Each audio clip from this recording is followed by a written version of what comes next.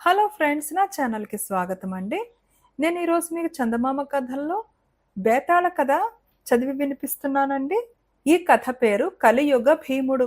పట్టువదలని విక్రమార్కుడు చెట్టు వద్దకు తిరిగి వెళ్ళి చెట్టుపై నుంచి శవాన్ని దించి భుజాన వేసుకుని ఎప్పటిలాగే మౌనంగా శ్మశానం కేసి నడవసాగాడు. అప్పుడు శవంలోని బేతాళుడు, రాజా, నీలాగా దుర్ఘటమైన పనులు మీద వేసుకుని తాము కోరినది సాధించిన వారు కొందరున్నారు, కానీ శశికేతుడిలాగా చేతికందిన ఫలితాన్ని కాలదన్నిన వారెవరూ లేరు. శ్రమ తెలియకుండా నీకు శశికేతుడు కథ చెబుతాను విను అంటూ ఇలా చెప్పసాగాడు. నవకేతన నగరానికి పుష్పకేతుడు అనే రాజుండేవాడు. ఆయన ఎంత మంచివాడంటే ప్రజలాయన కోసం ప్రాణాలు వదలడానికి కూడా సిద్ధంగా ఉండేవారు. అలాంటి పుష్పకేతుడిని సంతానం లేని కొరత ఒకటి చాలా బాధించేది. ఈ బాధను ఆయన చాలా కాలం తన మనసులోనే అణచుకుని చిట్ట చివరకు ఒక రోజున తన పురోహితుడితో చెప్పుకున్నాడు. రాజ పురోహితుడు మహాజ్ఞాని. ఆయన రాజుతో, మహారాజా, ప్రజలంతా మీ బిడ్డలే కదా, అయినా బిడ్డలు కలగాలన్న కోరిక మీకున్నట్టుగానే ప్రజలకు కూడా ఉండటం సహజం. ప్రజలందరికీ సంతర్పణ చెయ్యండి. వచ్చిన వారందరి నుంచి సుపుత్రుడు కలగాలి అని ఆశీర్వాదం పొందండి.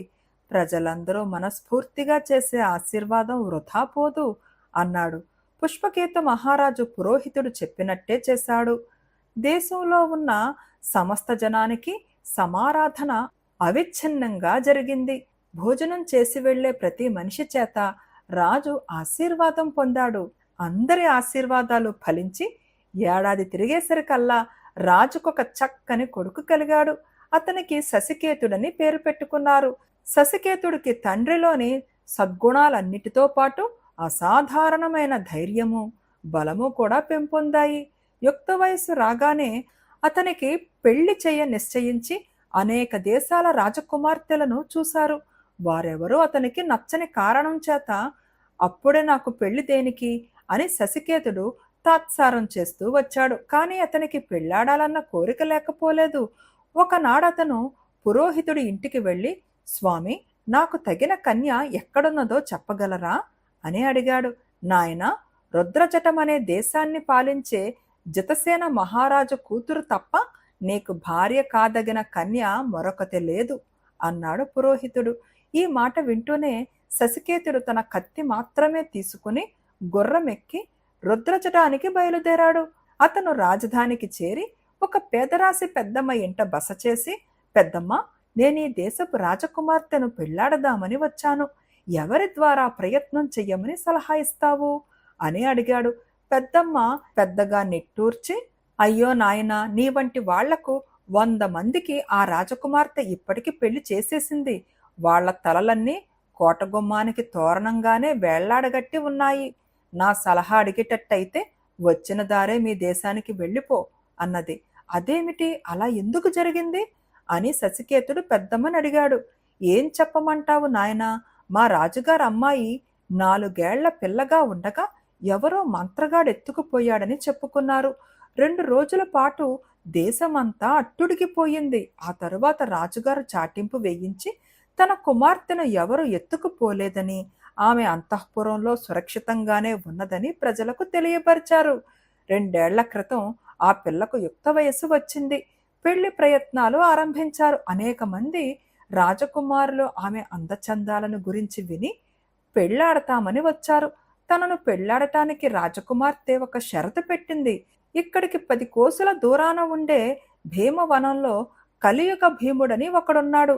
వాణ్ణి జయించి వాడి తల నరికి తెచ్చిన వాణ్ణే తాను పెళ్లాడతాను అంటుంది. అలా చెయ్యలేని వాడి తల కొట్టించి కోటగుమ్మానికి వేళ్లాడదీయిస్తుంది. అందుచేత నువ్వామెను పెళ్లాడే ఆలోచన వదులుకో బాబు అన్నది పెద్దమ్మ. ఇంత దూరం వచ్చి ఓడిపోయి తిరిగిపోతానా పెద్దమ్మ? రాజకుమార్తె ఇలా రాజకుమారుల తలలు నరికేస్తుంటే రాజైనా ఇదేమిటి అనడా అని శశికేతుడు అడిగాడు. ఏం చెప్పమంటావు నాయనా, ఆ రాజు పిరికివాడు, కూతురంటే భయపడతాడని చెప్పుకుంటారు అన్నది పెద్దమ్మ. మర్నాడే శశికేతుడు రాజభవనానికి వెళ్ళి, నన్ను రాజకుమార్తె పెళ్లాడుతుందేమో అని తెలుసుకోవటానికి వచ్చాను అని రాజుకు కబురు చేశాడు. అతన్ని భటులు లోపలికి తీసుకుపోయారు. సింహాసనాల మీద ఒక పక్కగా రాజు, మరొక పక్కగా రాజకుమార్తె కూర్చుని ఉన్నారు. శశికేతుడు మరొక ఆసనం మీద కూర్చుని తాను వచ్చిన పని వాళ్లకు చెప్పాడు. రాజకుమార్తె అతని కేసి వెటకారంగా చూస్తూ, భీమవనంలో ఉండే కలియుగ భీముడి శిరస్సు తెచ్చి నాకు చూపినట్టయితే నేను ఎవరినైనా పెళ్లాడతాను. అందుకు ఒప్పుకుని వెళ్ళి కలియుగ భీముడి శిరస్సు తెలకపోయిన వాడి శిరస్సు నరికి మా కోటగుమ్మానికి వేలాడగట్టిస్తాను అన్నది. శశికేతుడు గట్టిగా నవ్వి, ఆ కలియుగ భీముడు శిరస్సు తేలేకపోతే నా దారిన నేను హాయిగా వెళ్ళిపోతాను, కాని నా శిరస్సును మీ కోటగుమ్మానికి అలంకారంగా ఎందుకిస్తాను అన్నాడు. రాజకుమార్తె అతని కేసి చురచురా చూస్తూ, ఎక్కడికే తిరిగి వస్తావు, రాకుండా ఉండటం నీ చేతిలో ఉండదు తెలిసిందా అన్నది. శశికేతుడు అక్కడి నుంచి బయలుదేరి తన గుర్రం మీద భీమవనానికి వచ్చాడు. భీమవనం చాలా అందమైనది. అందులోకి చాలా దూరం వెళ్ళాక ఒక ఇల్లు కనపడింది. అతను ఆ ఇంటి ముందుకు వెళ్ళి తలుపు తట్టేసరికి ఒక అమ్మాయి వచ్చి తలుపు తీసి శశికేతుణ్ణి చూసి కొంచెం కంగారు పడి, ఎవరు మీరు, ఇక్కడ ఏం పని, వెంటనే వెళ్ళిపోండి అన్నది. శశికేతుడు ఆమె అందం చూసి క్షణం సేపు నిర్ఘాంతపోయాడు. నేనొక పని మీద వచ్చాను, కలియుగ భీముడు ఎక్కడ ఉంటాడో చెప్పగలవా అని అతడు అడిగాడు. ఇదే ఆయన ఇల్లు, మీకాయనతో ఏం పని అని ఆమె అడిగింది. ఆయనతో యుద్ధం చేసి ఆయన తల తీసుకుపోయి రాజకుమార్తెను పెళ్లాడతాను అన్నాడు శశికేతుడు. ఆయనను జయించడం ఎవరితరమో కాదు అన్నదామె. జయించకపోతే ఆయన చేతిలో ఓడి చనిపోతాను, ఎలాగైనా ఒకటే, నేనాయన తల తీసుకురాకపోతే రాజకుమార్తె నా తల తీయిస్తుంది అన్నాడు శశికేతుడు. నేనాయన కుమార్తెను, మా తండ్రి ఈ పక్కనే జువ్వి చెట్టు కింద నిద్రపోతూ ఉంటాడు అన్నదామె. సరే వస్తాను అని శశికేతుడు బయలుదేరుతుండగా ఆమె అతన్ని వెనక్కు పిలిచి రహస్యంగా, ఆయన తల దొరికినట్టయితే దాన్ని ఎక్కడా కింద పెట్టవద్దు, చేతిలోనే పట్టుకుని తిన్నగా నా దగ్గరికి రండి అన్నది. శశికేతుడు ఆమె చూపిన దిక్కుగా వెళ్ళి జువ్వి చెట్టు కింద పడుకుని నిద్రపోతున్న మహాకాయుణ్ణి ఒకణ్ణి చూశాడు. అతను కలియుగ భీముణ్ణి ఒక్క తన్ను తన్నేసరికి ఆ మనిషి లేచి కూర్చుని, ఎందుకు నన్ను లేపావు అని అడిగాడు. నువ్వే కలియుగ భీముడివైతే కత్తి తీసుకుని యుద్ధానికి రా అన్నాడు శశికేతుడు. కలియుగ భీముడు ఏ ఆయుధమూ లేకుండానే కలియపడ్డాడు. శశికేతుడు కూడా కత్తి దుయ్యక కలియుగ భీముడితో బాహాబాహి యుద్ధం సాగించాడు. కొంతసేపు ఇద్దరూ యుద్ధం చేశాక కలియుగ భీముడు కాస్త వెల్లికిలా పడిపోయాడు. శశికేతుడు అతని రొమ్ము మీద కాలు పెట్టి నొక్కి, నీ తల నరికేస్తాను అన్నాడు. నరికెయ్యి, నిన్నెలా ఆపను అన్నాడు కలియుగ భీముడు. శశికేతుడు కత్తి దూసి ఒక్క వేటున కలియుగ భీముడు మెడ నరికి తల చేత పట్టుకుని బయలుదేరాడు. అతని కొద్ది అడుగులు వేశాడో లేదో కా కా అని భయంకరంగా అరుస్తూ 2-3 కాకులు అతని ముఖం మీదకు వచ్చాయి. వెంటనే శశికేతుడు కలియుగ భీముడు తలను జారవిడిచి తన చేతులు 2 ముఖానికి అడ్డం పెట్టుకున్నాడు. అతను చేతులు అడ్డం తీసి చూస్తే కాకులు లేవు, కలియుగ భీముడు తల లేదు. ఏమి చెయ్యాలో తోచక శశికేతుడు భీమవనంలో కొద్దిసేపు తిరిగి కలియుగ భీముడి ఇంటికి వెళ్ళి అతని కుమార్తెతో జరిగిందంతా చెప్పాడు. ఆమె నవ్వి, ఇంత పరాక్రమవంతుడివి కాకులకు భయపడి నా సలహా మరిచావా? ఈసారి కలియుగ భీముడు తల నరికినప్పుడు దాన్ని వదలకుండా చేత పట్టుకుని నా దగ్గరికి రా అన్నది. శశికేతుడు మళ్ళీ జువ్వి చెట్టు కిందకు వెళ్లేసరికి కలియుగ భీముడు ఏమీ ఎరగనట్టు నిద్రపోతున్నాడు. శశికేతుడు అతన్ని తన్ని లేపి అతనితో యుద్ధం చేసి పడదోసి మళ్ళీ తల నరికి చేత పట్టుకుని తిన్నగా కలియుగ భీముడు కూతురు దగ్గరికి వెళ్ళాడు. ఆమె అతని చేతిలో ఉండే తలను చూసి, ఇక నువ్వు చెయ్యవలసిందేమిటంటే ఈ తలను తీసుకుపోయి రాజకుమార్తెకు చూపించి ఇది కలియుగ భీముడు తలేనని అందరి ముందు ఆమె చేత ఒప్పించు. ఆమె దానిని తనకివ్వమంటుంది, కానీ ఇవ్వకు. ఆ తలను అప్పుడే నరికి ముక్కలు చేసి దహనం చేసేయి. ఆ తరువాత నువ్వు రాజకుమార్తెను పెళ్లాడటానికి ఏ ఆటంకమూ ఉండదు. అంతకన్నా ముఖ్యమేమిటంటే ఈ రాజకుమారుల అకాల మరణాలను అరికట్టిన వాడవవుతావు అన్నది. నేను తిరిగి వస్తాను, నువ్విక్కడే ఉంటావు కదా అన్నాడు శశికేతుడు. తల ఊపి ఆమె లోపలికి వెళ్ళిపోయింది. శశికేతుడు కలియుగ భీముడు తలను పట్టుకుని గుర్రం మీద రాజధానికి చేరేసరికి రాత్రి పొద్దుపోయింది. చలికాలం కావటం చేత రాజభవనం ముందు కాపలా వాళ్ళు చలిమంట వేసుకుంటున్నారు. శశికేతుడు రాజభవనంలోకి వెళ్ళి రాజకుమార్తె కోసం కబురు చేశాడు. ఆమె వచ్చింది. ఇదిగో కలియుగ భీముడు తల తెచ్చాను, సరిగా చూసి గుర్తించు అన్నాడతను. రాజకుమార్తె తలకేసి చూసి, ఇది కలియుగ భీముడు తలే, నీ శపథం నిలబెట్టుకున్నావు, దాన్ని నాకిచ్చెయ్యి అన్నది. దాన్ని నీకివ్వాలన్న షరతేమీ లేదు అంటూ శశికేతుడు బయటికి నిలిచాడు. దాన్ని నాకిచ్చెయ్యి, కోటగుమ్మానికి అలంకారంగా తగిలిస్తాను, నువ్వేం చేసుకుంటావు అంటూ రాజకుమార్తె అతని వెంటపడింది. శశికేతుడు తిన్నగా చలిమంట దగ్గరికి వచ్చి కత్తితో తల నుంచి చిన్న చిన్న ముక్కలు నరికి మంటలో వెయ్యసాగాడు. రాజకుమార్తె కెవ్వున అరిచి అతని మీద కలియబడి కలియుగ భీముడు తలను బలవంతాన లాక్కోబోయింది.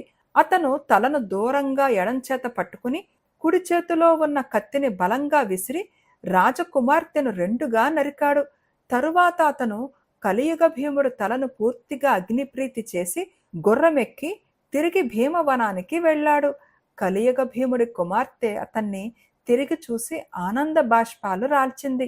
అతను ఆమెకు జరిగినదంతా చెప్పి ఆమెను తన గుర్రం మీద ఎక్కించుకుని తన నగరానికి వెళ్ళి అక్కడ ఆమెను వైభవంగా పెళ్లాడి సుఖంగా ఉన్నాడు. బేతాళుడు ఈ కథ చెప్పి, రాజా, అంత శ్రమపడి కలియుగ భీముడు తల తెచ్చిన రాజకుమారుడు రాజకుమార్తెను పెళ్లాడక కలియుగ భీముడి కుమార్తెను ఎందుకు పెళ్లాడాడు? కలియుగ భీముడి కుమార్తె తన తండ్రి చావుకు ఎందుకు సహాయపడింది? పురోహితుణ్ణి సలహా అడిగి బయలుదేరిన రాజకుమారుడు ఆ సలహా ప్రకారం ఎందుకు నడుచుకోలేదు? ఈ ప్రశ్నలకు సమాధానం తెలిసి కూడా చెప్పకపోయావో నీ తల పగిలిపోతుంది అన్నాడు. దానికి విక్రమార్కుడు, శశికేతుడు పురోహితుడి సలహాను అక్షరాలా పాటించాడు. కలియుగ భీముడు రాజకుమార్తెను చిన్నతనంలో ఎత్తుకుపోయిన మాంత్రికుడు. బహుశా రాజకుమార్తెగా నటిస్తున్నది ఆ మాంత్రికుడి కుమార్తె అయ్యి ఉంటుంది. అన్ని ఏళ్లుగా మాంత్రికుడి వద్ద బందీగా ఉన్న రాజకుమార్తె అతన్ని నాశనం చెయ్యటానికి ప్రయత్నించడంలో ఆశ్చర్యం లేదు అన్నాడు. రాజుకు ఈ విధంగా మౌనభంగం కలగగానే బేతాళుడు శవంతో సహా మాయమై మళ్లీ చెట్టెక్కాడు. కథ పేరు దేవి పూజ. విసుగు చెందని విక్రమార్కుడు చెట్టు వద్దకు తిరిగి వెళ్ళి చెట్టుపై నుంచి శవాన్ని దించి భుజాన వేసుకుని ఎప్పటిలాగే మౌనంగా శ్మశానం కేసి నడవసాగాడు. అప్పుడు శవంలోని బేతాళుడు, రాజా, ఈ అపరాత్రి వేళ నీవు పడే పాట్లు చూస్తుంటే వెనకటికి హంసపాదుడు అనే రాజు మల్లెపూల కోసం పడిన శ్రమ జ్ఞాపకం వస్తున్నది. శ్రమ తెలియకుండా నీకు ఆ కథ చెబుతాను విను అంటూ ఈ విధంగా చెప్పసాగాడు. కుంజరావతి అనే నగరంలో హంసపాదుడు అనే రాజు ఉండేవాడు. ఆయనకు భద్రపాలుడు అనే కుమారుడుండేవాడు. యుక్త వయసు రాగానే భద్రపాలుడికి కుముద ద్వీప రాజకుమార్తెనిచ్చి పెళ్లి చేశారు. పెళ్లి అయ్యాక భద్రపాలుడు 3 మాసాల పాటు అత్తవారింట మనుగుడుపులు కుడిచి సముద్రం మీద భార్యతో సహా స్వదేశానికి బయలుదేరాడు. అతని నౌక ఫలాని రోజున బయలుదేరుతున్నదని హంసపాదుడికి ముందుగానే వార్త వచ్చింది. భద్రపాలుడు వచ్చే నౌక సముద్ర మధ్యంలో ఉండగా భయంకరమైన తుఫాను చెలరేగింది.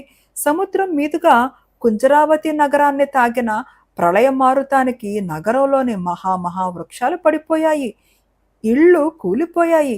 కొన్ని ఇళ్ల కప్పులు ఎగిరిపోయాయి. సముద్ర జలం కొద్ది ఘడియల పాటు నగరంలోకి కూడా ప్రవేశించింది. తీరానికి సమీపంలో ఉండే పల్లెకారుల పడవలు, వర్తకుల పడవలు అనేకం మునిగిపోయాయి. ఈ తుఫాను చూసి వార్తలు విని తన కొడుకు కోడలు సముద్ర మధ్యంలో ఏమైపోయారోనని హంసపాదుడు చాలా భయపడిపోయాడు. తల్లి, నా కొడుకును కోడలిని క్షేమంగా ఇల్లు చేర్చావంటే వాళ్ళు చేరిన నాడే నీకు 1000 సువర్ణాల విలువ గల మల్లెపూలతో పూజ చేస్తాను అని రాజు తన కులదేవత అయిన మహాదేవికి మొక్కుకున్నాడు. 2 రోజులు విజృంభించిన తుఫాను 3వ నాటికి నిలిచిపోయింది. 4వ నాడు రాజుకు శుభవార్త అందింది. ఆయన కొడుకు కోడలు ఎక్కిన ఓడ తుఫాను వాత పడలేదు. ఓడ సరంగు చాలా సమర్థుడు. తుఫాను రాబోతున్న లక్షణాలు ముందుగానే గ్రహించి ఓడను ఒక చిన్న లంకకు చేర్చాడు. తుఫాను నిలిచిపోగానే ఓడ తిరిగి బయలుదేరింది. ఈ శుభవార్త అందిన కొద్ది గంటలకే భద్రపాలుడు భార్యతో సహా ఇల్లు చేరాడు. దేవి నా మొర ఆలకించింది. ఇవాళే నేను ఆ తల్లికి 1000 సువర్ణాల విలువ గల మల్లెపూలతో పూజ చేస్తాను అని రాజు మల్లెపూలు దొరికిన చోటనల్లా పట్టుకురమ్మని తన భటులను పంపి తాను మహాదేవి ఆలయంలో కూర్చున్నాడు. మధ్యాహ్నమనగా మల్లెపూల కోసం బయలుదేరి వెళ్లిన భటులు సాయంకాలానికి గాని తిరిగి రాలేదు. ఆ రావటం కూడా వట్టి చేతులతో వచ్చారు. ఎక్కడా ఒక్క పువ్వు దొరకలేదు. మల్లె పువ్వే కాదు, ఏ పువ్వు లేదు. తుఫాను పూల తోటలన్నిటినీ ధ్వంసం చేసేసింది. ఈ సమాచారం అంతా విన్న మంత్రికి ఏం చెయ్యాలో తోచలేదు. ఆయన ఆలయంలో ఉన్న రాజు వద్దకు వెళ్ళి, మహారాజా, మహాదేవి పూజ మరొక రోజు పెట్టుకోండి. ఇవాళ ఎక్కడా ఒక్క పువ్వయ్యనా దొరకదు. మన మనుషులు తోటలన్నీ తిరిగి పడిపోయిన పూల మొక్కలను స్వయంగా చూసి వచ్చారు అన్నాడు. అబ్బాయి తిరిగి వచ్చిన నాడే దేవికి మల్లెపూలతో పూజ చేస్తానని మొక్కుకున్నాను. పూలు దొరికిన దాకా ఇక్కడ నుండి కదలను అన్నాడు రాజు. పూలు అమ్మేవాళ్ళు ఆ సమయానికి దేవాలయం దగ్గరికే వస్తారు. ఆలయం గోడ పక్కగా వరుసలో కూర్చుంటారు. దారి తప్పి ఎవరైనా వస్తారేమో చూద్దామని మంత్రి ఆలయం బయటకు వచ్చాడు. గోడ వెంబడి ఎవ్వరూ లేరు. పూలు లేని మాట నిజమేనని మంత్రి అనుకుంటుండగా ఒక ఆడమనిషి చిన్న బుట్టతో వచ్చి దేవాలయ ద్వారం సమీపంలో కూర్చున్నది. మంత్రి ఆశగా ఆమెను సమీపించి, అమ్మీ, మల్లెపూలు కావాలి, ఉన్నాయా అని అడిగాడు. ఇవే ఉన్నాయి బాబు అంటూ ఆ మనిషి బుట్టలో ఉన్న 2 గుప్పిళ్ల పూలు చూపింది. ఇంతేనా? ఇవి చాలవే, మాకు 1000 సువర్ణాల పూలు కావాలి అన్నాడు మంత్రి. 1000 సువర్ణాలైనా 1,00,000 సువర్ణాలైనా నా దగ్గర అమ్మకానికి ఉన్న పువ్వులివే, ఇష్టమైతే కొనండి అన్నదా మనిషి. మంత్రి ఆలయంలోకి వెళ్ళి రాజుతో ఆ పూల మనిషి అన్న మాట చెప్పాడు. రాజు తలలో ఒక భావం మెరుపులాగా మెరిసింది. మంత్రి, దేవి అనుగ్రహించింది. ఆ మనిషి ఇచ్చే పూలనే 1000 సువర్ణాలిచ్చి కొనెయ్యి అన్నాడు. మంత్రి 1000 సువర్ణాలిచ్చి పూలు కొని రాజు వద్దకు తిరిగి వచ్చాడు. పూజారి వచ్చి రాజుగారి పేర మల్లెపూలతో మహాదేవిని పూజ చెయ్యబోతూ ఉండగా పూలమ్మిన మనిషి కూడా ఆలయంలోకి వచ్చి మరి 2 గుప్పిళ్ల మల్లెపూలు పూజారికిచ్చి, ఇవి కూడా అమ్మవారికి పూజ చెయ్యి అన్నది. అది చూసిన మంత్రికి పట్టరాని కోపం వచ్చింది. దుర్మార్గురాలా, నా దగ్గర 1000 సువర్ణాలు తీసుకుని 2 గుప్పిళ్ల పూలిచ్చినా నేను ఒప్పుకున్నాను. కానీ ఇంకో 2 గుప్పిళ్ళు నీ దగ్గర దాచుకుని వాటిని కూడా ఎందుకిచ్చావు కావు? నీ వంటి పాపాత్మురాలిని ఏం చేసినా పాపం లేదు అన్నాడు. అమ్మకానికి నా దగ్గర 2 గుప్పిళ్లే ఉన్నాయని మొదటే చెప్పాను. వాటికి 1000 సువర్ణాలు ఇయ్యమని నేను తమరిని అడిగానా? తమరే ఇచ్చారు. నా దగ్గర మిగిలి ఉన్న 2 గుప్పిళ్ళు అమ్మేవి కావు. అవి దేవికి నేను పూజ చేసేవి. నా దగ్గర 2 తట్టల పూలున్నా ఒక తట్టే అమ్ముతాను. రెండో తట్ట దేవీ పూజకే. నా దగ్గర 2 పూలుంటే తమరికి ఒక్కటే అమ్మి ఉండేదాన్ని. అందులో మోసం ఏమీ లేదు అన్నది పూల మనిషి. ఆ మాట నిజమే. ఆమె భర్తకు పూల తోట ఉండేది. అందులో ఎన్ని పువ్వులు కోసినా సగం మాత్రమే అమ్మి మిగతా సగం దేవికి పూజ చేసేది. పూలన్నీ అమ్మి డబ్బులు ఇంటికి పట్టుకురాక తమ ఇల్లు గొల్ల చేస్తున్నదని ఆమెను భర్త, అత్తగారు ఇంటి నుంచి వెళ్ళగొట్టేశారు.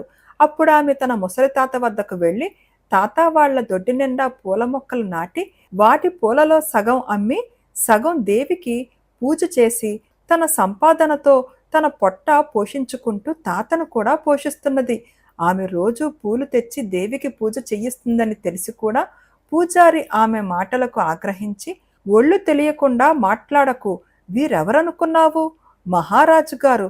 వారి దగ్గర 1000 సువర్ణాలు పుచ్చుకుని దగ్గరున్న పూలలో సగం దాచుకుంటావా?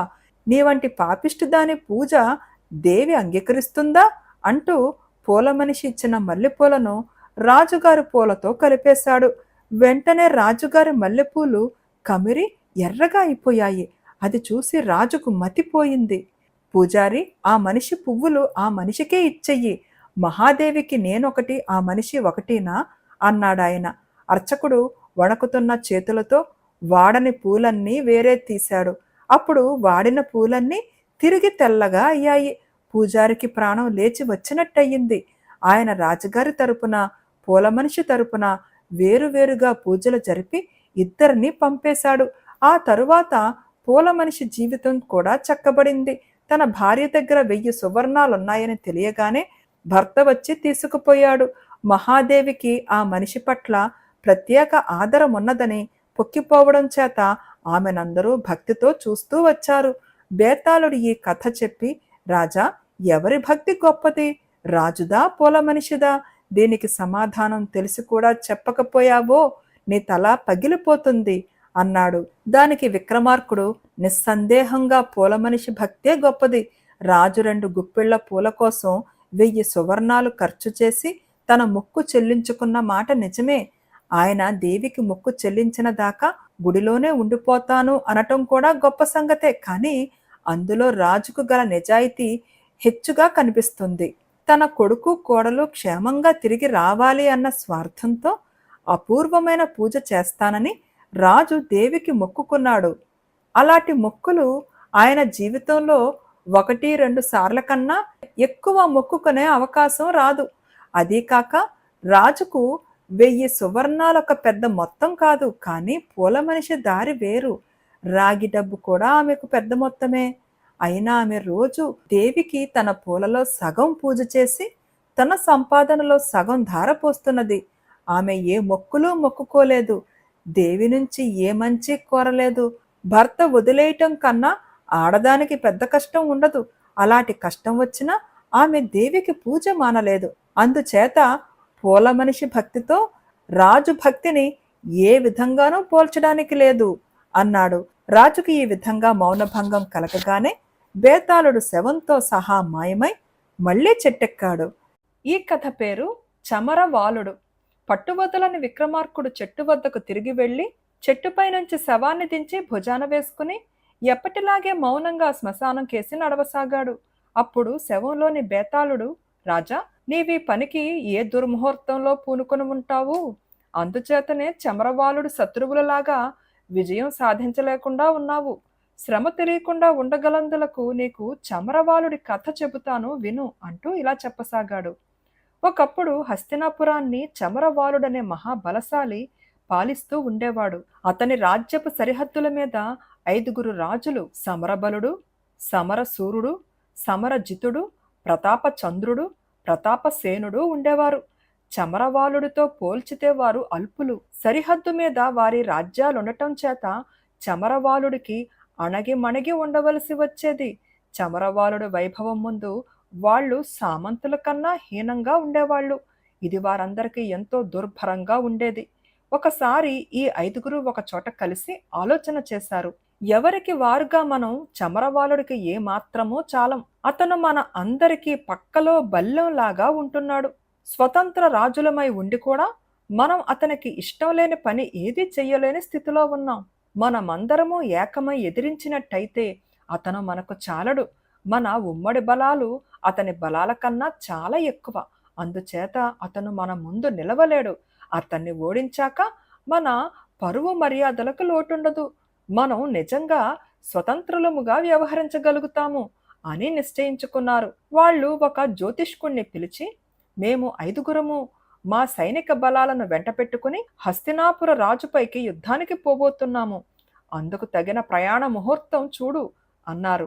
జ్యోతిష్కుడు మీన మేషాలన్నీ గొణించి, ఈ సంవత్సరం యుద్ధ ప్రయాణ లగ్నం కనపడదు కనుక ఈ ఏటికి మీరు యుద్ధం మాట తలపెట్టకుండా ఉండటం శ్రేయస్కరం.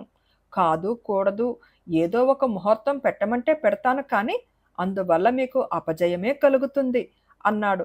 రాజులకు ఈ మాట ఏ మాత్రమూ నచ్చలేదు. జయాపజయాల సంగతి మాకు వదిలేసి ప్రయాణ ముహూర్తం ఏదో ఒకటి చూడు అన్నారు వారు. జ్యోతిష్కుడు వారికి ఉన్నంతలో ఒక మంచి ప్రయాణ ముహూర్తం తెలిపాడు. ఆ ముహూర్తానికే 5 రాజులు తమ సేనలను వెంటబెట్టుకుని చమరవాలుడిపైకి యుద్ధానికి వెళ్లారు. వాళ్ల సేనలలో 30,000 ఏనుగులు, 3 లక్షల గుర్రాలు, 1,000,000 కాల్బలము ఉన్నాయి. చమరవాలుడి సైన్యమంతా కలిసి 10,000 ఏనుగులు, 1,00,000 గుర్రాలు, 20 లక్షల కాల్బలము మాత్రమే. శత్రుబలాలు తమ బలాల కన్నా చాలా హెచ్చు అయినప్పటికీ చమరవాలుడు లక్ష్య పెట్టక మహాసూరులైన యోధులను వెంటబెట్టుకుని యుద్ధానికి వచ్చాడు. యుద్ధంలో అతను వీరవిహారం చేసి వరుసగా 3 శత్రురాజులను తానే ఓడించి బందీలుగా పట్టుకున్నాడు. మిగిలిన 2 చమరవాలుడి సేనాధిపతి ప్రతిహారి పట్టుకున్నారు. మొత్తం మీద 5 ఓడిపోయి చమరవాలుడికి బందీలుగా చిక్కారు. వారి సేనలు చెల్లాచెదురుగా పారిపోయాయి. చమరవాలుడు కొంతకాలం ఆ 5 రాజులను తన కారాగృహంలో ఉంచి తరువాత విడిచిపెట్టి వారి రాజ్యాలు వారికి తిరిగి ఇచ్చేశాడు. బేతాళుడు ఈ కథ చెప్పి, రాజా, చమరవాలుడి కన్నా ఎన్నో రెట్లు సేనలుండి కూడా సమరబలుడు మొదలైన వారు ఎందుకు ఓడిపోయారు? మంచి లగ్నం లేకుండా యుద్ధ ప్రయాణం చెయ్యటం చేతనా? లేక చమరవాలుడు వారందరికన్నా కూడా పరాక్రమవంతుడు కావటం చేతనా? లేక యుద్ధరంగంలో చమరవాలుణ్ణి ఎదుర్కోగానే వారి తీర్మానం నీరు కారిపోవటం చేతనా? ఈ సందేహానికి సమాధానం తెలిసి కూడా చెప్పకపోయావో నీ తల పగిలిపోతుంది అన్నాడు. దానికి విక్రమార్కుడు, ఒక చోట చేర్చినంత మాత్రం చేత అనేక చిన్న సేనలు ఒక పెద్ద సేన కావు. సమరబలుడు మొదలైన వాళ్ళు యుద్ధం చెయ్యటానికి ఏకమయ్యారు కాని వారు తమ సేనలను ఒకే సేనగా తీర్చిదిద్దలేదు. జ్యోతిష్కుడు చెప్పిన ప్రకారం 1 సంవత్సరం ఆగి తమ సేనలను ఏక నాయకత్వం కింద తీర్చిదిద్దినట్టయితే ఆ సమిష్టి సేన చమరవాలుడి సేనను ఓడించగలిగి ఉండేది. అది అలా ఉండగా సమరబలుడు మొదలైన వారు తమ ఉమ్మడి సేనల సంఖ్య చూసి చమరవాలుడు బెదిరిపోతాడు అనుకున్నారు కాని అతను యుద్ధానికి దిగితే ఎలా గెలవాలో ఆలోచించలేదు. అందుచేతనే వాళ్ళు ఒక్కొక్కరుగా అతనితో యుద్ధం చేసి ఓడిపోయారు. 5 విడివిడిగా యుద్ధానికి వస్తే ఏమి జరిగి ఉండేదో అదే జరిగింది. యుద్ధానికి తగిన ముహూర్తం లేకపోవటం అన్నది గణించనవసరం లేదు. ఎందుచేతనంటే అది చమరవాలుడికి కూడా వర్తిస్తుంది. కాని అతను యుద్ధంలో గెలిచాడు అన్నాడు. రాజుకి ఈ విధంగా మౌనభంగం కలగగానే బేతాళుడు శవంతో సహా మాయమై మళ్లీ చెట్టెక్కాడు. కథ పేరు నేరము శిక్ష. పట్టువదలని విక్రమార్కుడు చెట్టు వద్దకు తిరిగి వెళ్లి చెట్టుపై నుంచి శవాన్ని దించి భుజాన వేసుకుని ఎప్పటిలాగే మౌనంగా శ్మశానం కేసి నడవసాగాడు. అప్పుడు శవంలోని బేతాళుడు, రాజా, ఎవరైనా శక్తికి మించిన పని సాధించదలిచినప్పుడు కనకవర్షుడిలాగా అమానుష శక్తి సహాయం పొంది తమ ఆశయాన్ని సిద్ధింపచేసుకోవాలి. శ్రమ తెలియకుండా నీకు కనకవర్షుడి కథ చెబుతాను విను అంటూ ఇలా చెప్పసాగాడు. పూర్వం గంగా తీరాన కనకపురం అనే నగరంలో ప్రియదర్శనుడు అనే రాజు ఉండేవాడు. అతను నాగరాజైన వాసుకి కుమారుడు. అతని భార్య యశోధర అనే మానవ స్త్రీ. కనకవర్షుడు వారి కుమారుడు. అతను త్రిలోక సుందరుడు. అతన్ని చూసి మోహించని స్త్రీ లేదు. అతన్ని చూడకుండానే మోహించిన స్త్రీ మదన సుందరి. ఆమె విదర్భ దేశంలోని కుండిన నగర రాజు కూతురు. కనకవర్షుడిలాగానే ఆమె కూడా అతిలోక సుందరి. ఆమె రోలదేవుడనే గొప్ప చిత్రకారుణ్ణి బతిమాలి అతని ద్వారా తన కోరికను కనకవర్షుడికి తెలపమని కనకపురానికి పంపింది. రోలదేవుడు మదన సుందరి చిత్తరువును తీసుకుపోయి కనకవర్షుడికి చూపాడు. వెంటనే కనకవర్షుడు ఆమెను మోహించాడు. త్వరలోనే కనకవర్షుడికి మదన సుందరికి వివాహం జరిగింది. కొంతకాలం గడిచింది. తనకు సంతానం లేదన్న బాధ కనకవర్షుడికి పట్టుకున్నది. రామాయణంలో దశరథుడు పుత్రులు లేరు అన్న చింతతో బాధపడిన విషయం విన్నప్పుడు కనకవర్షుడి చింత మరింత అయ్యింది. ఆ చింతతో ఒక రాత్రి అతను నిద్ర పట్టక బాధపడుతూ ఉండగా అతని పడకింటిలోకి ఒక అపరిచిత స్త్రీ ప్రవేశించింది. ఆమెను చూడగానే కనకవర్షుడికి గౌరవము, భక్తి పుట్టుకొచ్చింది. అతను ఆమెకు నమస్కారం చేశాడు. ఆ స్త్రీ అతన్ని దీవించి, నాయనా, నేను నీ మేనత్తను, నీ తండ్రి అక్కను, వాసుకి కుమార్తెను. నా పేరు రత్నప్రభ. నేను ఎప్పుడూ అదృశ్యంగా ఉంటూ నిన్ను కాపాడుతున్నాను. నీ విచారం చూసి ఇప్పుడు నీకు కనబడ్డాను. ఏమిటి నీ విచారం అని అడిగింది. నేను చాలా ధన్యుణ్ణి. నాకున్న విచారమంతా కొడుకులు లేరనే అన్నాడు కనకవర్షుడు. అందుకు నేనొక ఉపాయం చెబుతాను, చెయ్యి. నువ్వు కుమారస్వామి పాదమూలానికి వెళ్ళి ఆయనను ఆరాధించి ప్రసన్నుణ్ణి చేసుకుని ఆయన అనుగ్రహం వల్ల పుత్ర సంతానం పొందు. నీకు భయంకరమైన విఘ్నాలు కలుగుతాయి. అయినా భయపడకు. వాటిని తట్టుకునే శక్తిని నేను నీకిస్తాను అని చెప్పి రత్నప్రభ అంతర్ధానమయ్యింది. కనకవర్షుడు మర్నాటి ఉదయమే తన రాజ్యాన్ని మంత్రులకు అప్పగించి కుమారస్వామిని ఆరాధించడానికి బయలుదేరి వెళ్ళాడు. ఆయన పాదమూలంలో తీవ్రమైన తపస్సు ప్రారంభించాడు. కొంతకాలం అయ్యాక అతని మీద బలంగా ధారపడసాగింది. దాన్ని సహించే శక్తిని అతనికి రత్నప్రభ ఇచ్చింది. అతని తపస్సుకు విఘ్నం కలిగించమని కుమారస్వామి విఘ్నేశ్వరుణ్ణి పురమాయించాడు. రాజు నెత్తిన పడే ధారలో విఘ్నేశ్వరుడు పాము విషం వదిలాడు. దానికి కూడా కనకవర్షుడు చలించకుండా రత్నప్రభ అతనికి శక్తినిచ్చింది. అది చూసి వినాయకుడు ప్రత్యక్షంగా కనకవర్షుణ్ణి తన దంతంతో రొమ్ములో పొడవనారంభించాడు. కనకవర్షుడు వినాయకుణ్ణి స్తోత్రం చేసి మెప్పించాడు. వినాయకుడు దీవించి వెళ్ళిపోయాక కుమారస్వామి ప్రత్యక్షమై, రాజా, నీ ధీరత్వానికి మెచ్చాను. ఏం వరం కావాలో కోరుకో అన్నాడు. దేవా, నాకొక కుమారుడు కలిగేటట్టు అనుగ్రహించు అని కోరాడు కనకవర్షుడు. అలాగే నీకొక కుమారుడు కలుగుతాడు. వాడికి హిరణ్యవర్షుడని పేరు పెట్టుకో. ఒక్కసారి గర్భాలయంలోనికి రా అన్నాడు కుమారస్వామి.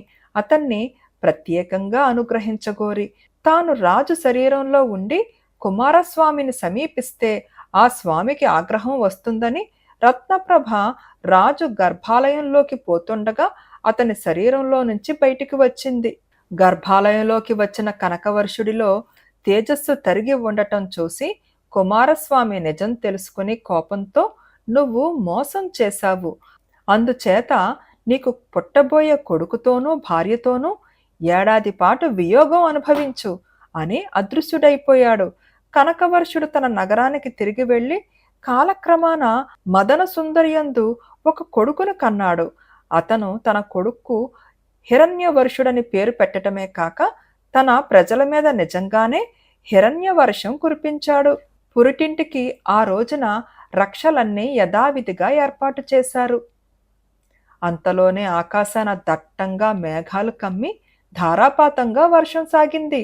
చెట్లను పడగొడుతూ పెనుగాలి వీచింది. అటువంటి సమయంలో గడియ వేసి ఉన్న పురిటిగది తలుపులు తెరుచుకుని ఒక భయంకరాకారం గల స్త్రీ ప్రవేశించి చంటి బిడ్డను ఎత్తుకుని చూసేవారందరికీ దిగ్భ్రమ కలిగించి పారిపోయింది.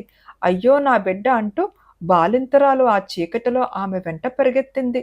ఆ రాక్షసి పోయిపోయి అరణ్యంలోని ఒక సరస్సులోకి దూకింది. పుత్రమోహం కొద్దీ రాణి కూడా అందులోకి దూకింది. వెంటనే మబ్బులు, వాన, గాలి అన్నీ నిలిచిపోయాయి. మర్నాడు తెల్లవారి కనకవర్షుడు తన భార్యను బిడ్డను చూసుకుందామని పురిటిగదికి వచ్చి ఇద్దరూ లేకపోయేసరికి మూర్ఛపోయాడు. అది మొదలు అతను భార్యా వియోగంతో వెర్రివాడులాగా అయిపోయాడు. అతన్ని ఎవరూ ఓదార్చలేకపోయారు. అతను తన నగరాన్ని విడిచిపెట్టి అడవులు పట్టిపోసాగాడు. కనకవర్షుడు అనేక కష్టాలు పడి అనేక అపాయాల నుండి దైవికంగా తప్పించుకుని వింధ్యారణ్య ప్రాంతమంతా చెడతిరిగాడు. ఏడాది గడిచింది.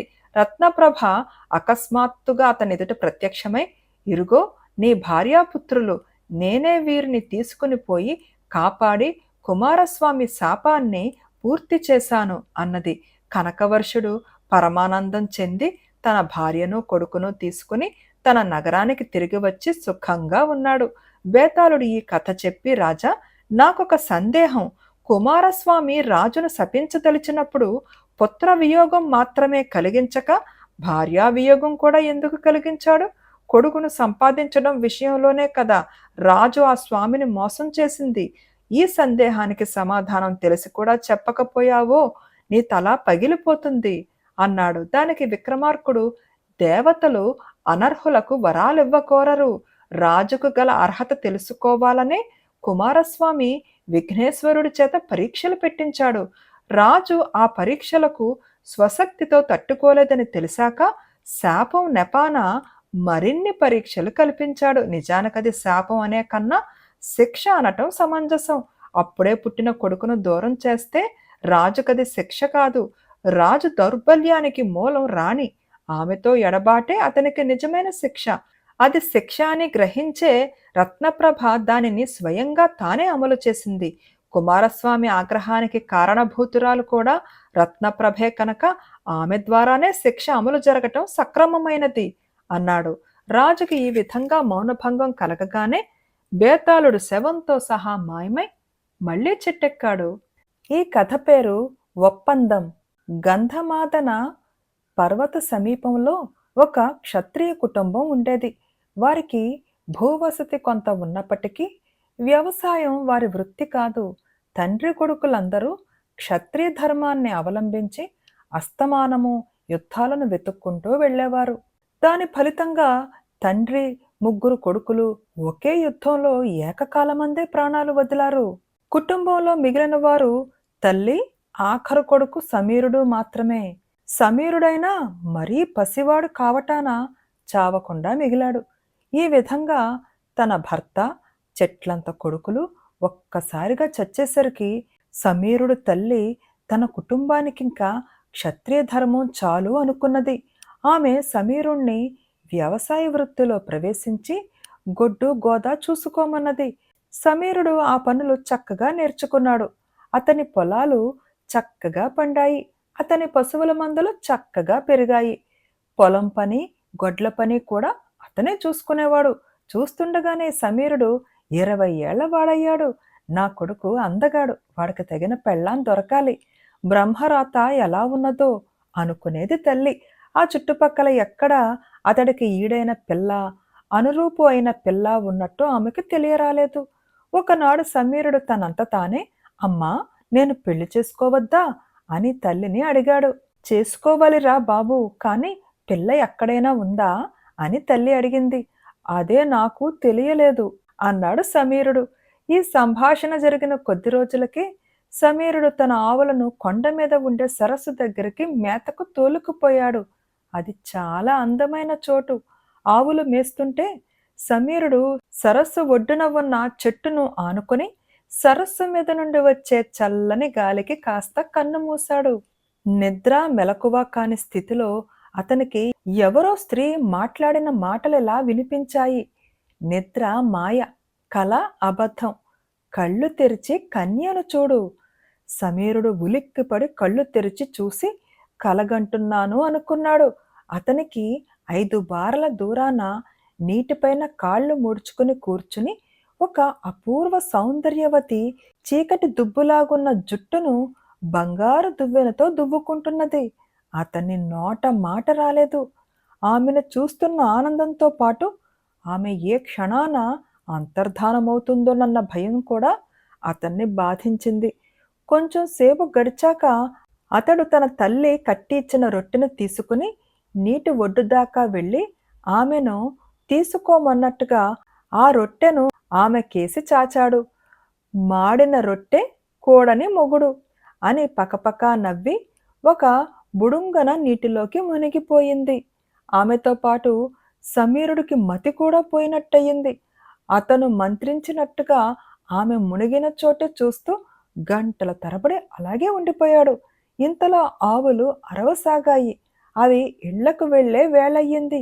సమీరుడు పరధ్యానంగా కదిలి ఆవులను ఇంటికి తోలుకుపోయాడు. అలా ఉన్నామేమిరా బాబు అన్నది తల్లి సమీరుణ్ణి చూస్తూనే. ఆమెకు అతడిలో అంత మార్పు కనపడింది. కొండ మీద సరస్సు వద్ద జరిగిందంతా సమీరుడు తల్లికి చెప్పాడు. తప్పంతా నాదేరా, ఏదో పని మీద ఉండి రొట్టెను మాడనిచ్చాను. రేపు చూడు ఎంత మెత్తగా చేస్తానో అన్నది తల్లి. మర్నాడు తల్లి అతి శ్రద్ధగా చేసి ఇచ్చిన రొట్టె తీసుకుని సమీరుడు తన ఆవులను మళ్ళీ ఆ సరస్సు దగ్గరికే తోలుకు వెళ్ళాడు. ఈ రోజు కూడా కిందటి రోజులాగే చల్లగాలికి అతని కళ్ళు బరువెక్కి మూతపడిపోతుండగా ఆమె కంఠం వినిపించింది. అతను మళ్ళీ రొట్టె చేత పట్టుకుని నీటి ఒడ్డుకు వెళ్ళి ఆమె కేసి రొట్టె చాచాడు. కాలని రొట్టె చాలని మొగుడు అంటూ ఆమె మళ్ళీ బుడుంగన నీటిలో మునిగి మళ్ళీ సాయంకాలం దాకా కనిపించనే లేదు. సమీరుడు ఇంటికి వచ్చి, నిన్న రొట్టె మార్చావు, ఇవాళ పచ్చి పచ్చిగా ఇచ్చావు అని తల్లిని ఆక్షేపించాడు. ఈసారి చూడరా బాబు అంటూ తల్లి మూడోసారి అతనికి అద్భుతంగా రొట్టె తయారు చేసి ఇచ్చింది. సమీరుడు ఈరోజు నీటి మీద ఆమె కనిపించగానే, అమ్మాయి, ఈ రొట్టె తీసుకుని నన్ను పెళ్లాడతావా? నిన్ను పువ్వులలో పెట్టి పూజిస్తాను. నువ్వు నాకు భార్యవైతే నా అంత అదృష్టవంతుడు ప్రపంచంలో ఉండడు అన్నాడు. కమ్మని రొట్టె ఘనమైన మొగుడు అంటూ ఆమె నీటి మీద తేలి ఒడ్డుకు వచ్చి అతని చెయ్యి ఆధారంతో ఒడ్డుకెక్కి, నేను నిన్ను పెళ్లాడతాను, కానీ ఒక్క నియమం, నువ్వు నన్ను 3 సార్లు అకారణంగా దెబ్బ వేశాక ఇక నేను నీతో కాపురం చెయ్యను. అది నీకు సమ్మతమైతే చెప్పు, లేకపోతే నేనిప్పుడే మా ఇంటికి తిరిగి వెళ్ళిపోతాను అన్నది. సమీరుడు నిర్ఘాంతపోయి, నేను నిన్ను ఒక్కసారి మటుకు అకారణంగా ఎందుకు కొడతాను? అది అనుకోవటానికే అసహ్యంగా ఉన్నది. నీ నియమానికి నేను సంతోషంగా ఒప్పుకుంటాను అన్నాడు. ఆమె అతడితో పాటు అతనింటికి వచ్చేసి అతన్ని పెళ్లాడింది. ఏ దేవతో తనకు కోడలు కావటం తన పూర్వజన్మ విశేషం అనుకున్నది సమీరుడు తల్లి. ఆమె బతికి ఉన్నంత కాలము తన కోడల్ని మహాగారాభంగా చూసుకున్నది. సమీరుడికి నెలలు, ఏళ్ళు రెక్కలు కట్టుకుని పోతున్నాయి. అతను తన భార్యతో కాపురం చేస్తూ స్వర్గంలో ఉన్నట్టే భావించాడు. వారికి 3 కొడుకులు కూడా పుట్టారు. అతడి చెడు రోజులు అనుకోని విధంగా ఆరంభమయ్యాయి. పొరుగున ఉన్న వారింట ఒక పాపాయి పుట్టింది. నామకరణ మహోత్సవానికి భార్యాభర్తలను పిలిచారు. నేనిప్పుడే చిన్న పని చేసుకుని వస్తాను. ఈ లోపల నువ్వు బట్టలు మార్చుకుని అలంకరించుకుని బయలుదేరడానికి సిద్ధంగా ఉండు అని సమీరుడు బయటకు వెళ్ళాడు. ఒక అరగంట అయ్యాక అతను తిరిగి వచ్చేసరికి అతని భార్య కూర్చున్న చోట నుంచి కదలనైనా లేదు. అతను ఆమె భుజం తట్టి, ఇంకా ఇలాగే ఉన్నావేమిటి? వేగిరం సిద్ధం కా అన్నాడు. నువ్వు నన్ను అకారణంగా కొట్టావు. ఇది మొదటి దెబ్బ. 3 దెబ్బలు మాత్రం సహిస్తానని నీకు ముందే చెప్పాను అన్నది భార్య. సమీరుడు నిర్ఘాంతపోయి, దీన్ని దెబ్బ అంటావా అన్నాడు. మరేమనాలి? అకారణమైన దెబ్బ కూడాను అన్నది భార్య. అది మొదలు సమీరుడికి భార్యతో వ్యవహరించడం కత్తి మీద సాములాగా అయ్యింది. కొంతకాలం గడిచింది. చుట్టుపక్కల ఎవరి ఇంట్లోనో పెళ్లి అయ్యింది. వాళ్ళు సమీరుణ్ణి, అతని భార్యను ఆహ్వానించారు. ఇద్దరూ వెళ్లారు. పెళ్లిలో వరుడు వధువు మెడలో తాళి కట్టుతుండగా సమీరుడి భార్య వెక్కుతూ ఎడవసాగింది. పక్కనే ఉన్న సమీరుడు ఆమె చేతి మీద చిన్నగా తట్టి, ఊరుకో, శుభమా అని పెళ్ళవుతుంటే నీ శోకాలేమిటి అన్నాడు రహస్యంగా. ఇక వీళ్ల కష్టాలు ఆరంభమవుతాయి కదా అని ఏడ్చాను. నన్ను అకారణంగా 2వ దెబ్బ కొట్టావు. ముందే చెప్పాను, ఇంకొక దెబ్బ కొడితే సహించను అన్నది సమీరుడి భార్య. సమీరుడు ఆ మాటకు కొయ్యబారిపోయాడు. తన సౌఖ్యమంతా తన చేతుల్లో నుంచి జారిపోతుంది అనిపించింది. తన భార్య అంచనా ప్రకారం తాను ఏ క్షణానైనా ఆమెను పోగొట్టుకోవచ్చు. మరి కొంతకాలం జరిగింది. సమీరుడు పొరుగున ఎవరో చనిపోయారు. సమీరుడు తన భార్యతో కూడా పరామర్శకు వెళ్ళాడు. సమీరుడి భార్య విరగబడి నవ్వసాగింది. సమీరుడు అప్రయత్నంగా తన భార్య వీపు తట్టి, ఊరుకో ఊరుకో, అందరూ ఏమనుకుంటారు అన్నాడు. ఆమె మరింత గట్టిగా నవ్వుతూ, చచ్చిన మనిషికి కష్టాలన్నీ తీరిపోయాయి. నన్ను 3వసారి అకారణంగా కొట్టావు, నాకు నీకు కూడా తీరిపోయింది అని అక్కడి నుంచి బయలుదేరి తిన్నగా సరస్సుకు వెళ్ళి అందులో దూకి మాయమయ్యింది. సమీరుడు ఆమెను తిరిగి చూడనేలేదు. బేతాళుడు ఈ కథ చెప్పి, రాజా, సమీరుడి భార్య అంత అక్రమంగా ప్రవర్తించడానికి కారణమేమిటి? పెళ్లాడే ముందు ఆమె పెట్టిన నియమాలు, అతడు తనను చేతితో హెచ్చరించినప్పుడల్లా కొట్టాడు అనటము, తన ప్రవర్తనను ఆమె సమర్థించుకున్న తీరు ఆక్షేపణీయమైనవి కావా? ఆమె ఎందుకలా ప్రవర్తించింది? అతని పైన ప్రేమ పోవటం చేతనా? ఈ సందేహానికి సమాధానం తెలిసి కూడా చెప్పకపోయావో నీ తల పగిలిపోతుందని అన్నాడు. దానికి విక్రమార్కుడు సమీరుడి భార్య ప్రవర్తనను ఆమె దృష్టితో చూసినట్టయితే అందులో అక్రమము, ఆక్షేపణీయము అయినదేదీ లేదు. ఆమె దేవత అయి ఉండి కూడా ఒక మానవుణ్ణి ప్రేమించి అతడికి భార్య కావటానికి ఒప్పుకొన్నది. ఆమె సమీరుణ్ణి ప్రేమించగలదు, కానీ అతడి జీవితంలో పాలు పంచుకోలేదు. తమ వైవాహిక జీవితం నుంచి ఎప్పటికైనా విముక్తి పొందే మార్గం ఉండటం తనకు అవసరం కనుక ఆమె ముందుగానే నియమం పెట్టింది. పుట్టుక, పెళ్లి, చావు అనేవి మనుషులకు, దేవతలకు ఒకటి కాదు. అందుకే ఆమె బారసాలకు పోవాలని ప్రయత్నించలేదు. వివాహం జరుగుతుంటే ఏడ్చింది. అప్పటికే ఆమెకు తన వైవాహిక జీవితం చాలా బాధాకరంగా పరిణమించి ఉండాలి. తరువాత ఎవరో చనిపోయినప్పుడు ఆనందం పట్టలేక నవ్వింది. నిజానికి ఆమె పొందిన ఆనందం తనకు మానవ జీవితం నుంచి విముక్తి కలుగుతున్నందుకే. వీటన్నిటినీ బట్టి ఆమెను గురించి మనం జాలిపడాలి గాని తప్పు పట్టరాదు అని అన్నాడు. రాజుకి ఈ విధంగా మౌనభంగం కలగగానే బేతాళుడు శవంతో సహా మాయమై మళ్ళీ చెట్టెక్కాడు. ఈ కథ పేరు పారని తంత్రం. పట్టువదలని విక్రమార్కుడు చెట్టు వద్దకు తిరిగి వెళ్లి చెట్టుపై నుంచి శవాన్ని దించి భుజాన వేసుకుని ఎప్పటిలాగే మౌనంగా శ్మశానం కేసి నడవసాగాడు. అప్పుడు శవంలోని బేతాళుడు, రాజా, మంత్రతంత్రాలను నమ్ముకున్నందువల్ల ఒక్కొక్కసారి ఊహించని పరిణామాలు కలుగుతాయి. తంత్రం చేసేది ఒకరైతే ఫలితం మరొకరిదవుతుంది. ఇందుకు నిదర్శనంగా నీకు భోజరాజ కథ చెబుతాను విను అంటూ ఈ విధంగా చెప్పసాగాడు. విజయపురిని ఏలే భోజరాజుకు మంజుళ అనే కుమార్తె ఉండేది. కొడుకైనా కూతురైనా ఆ పిల్ల ఒక్కతే గనక రాజు ఆమెను అమిత గారాబంగా పెంచాడు. ఆమెకు యుక్త వయసు వచ్చింది. ఆమెను చేసుకునేవాడు ఆమె తండ్రి రాజ్యానికి కూడా వారసుడవుతాడు గనక మంచి సంబంధాలే వచ్చాయి. కానీ అవేమీ ఆమెకు నచ్చలేదు. తన కుమార్తెకు నచ్చని వాణ్ణి తెచ్చి బలాత్కారంగా పెళ్లి చేసే ఉద్దేశం భోజరాజుకు ఎంతమాత్రమూ లేదు. ఇలా ఉండగా ఒకనాడు రాజకుమార్తె తన పరివారంతో రాజోద్యానానికి వెళ్ళి ఇంటికి తిరిగి వచ్చి తనకు భర్త కాదగిన వాణ్ణి తాను ఆ సాయంకాలం చూశానని, అతన్ని తప్ప తాను మరెవ్వరినీ పెళ్లాడను అని తండ్రికి తెలిపింది.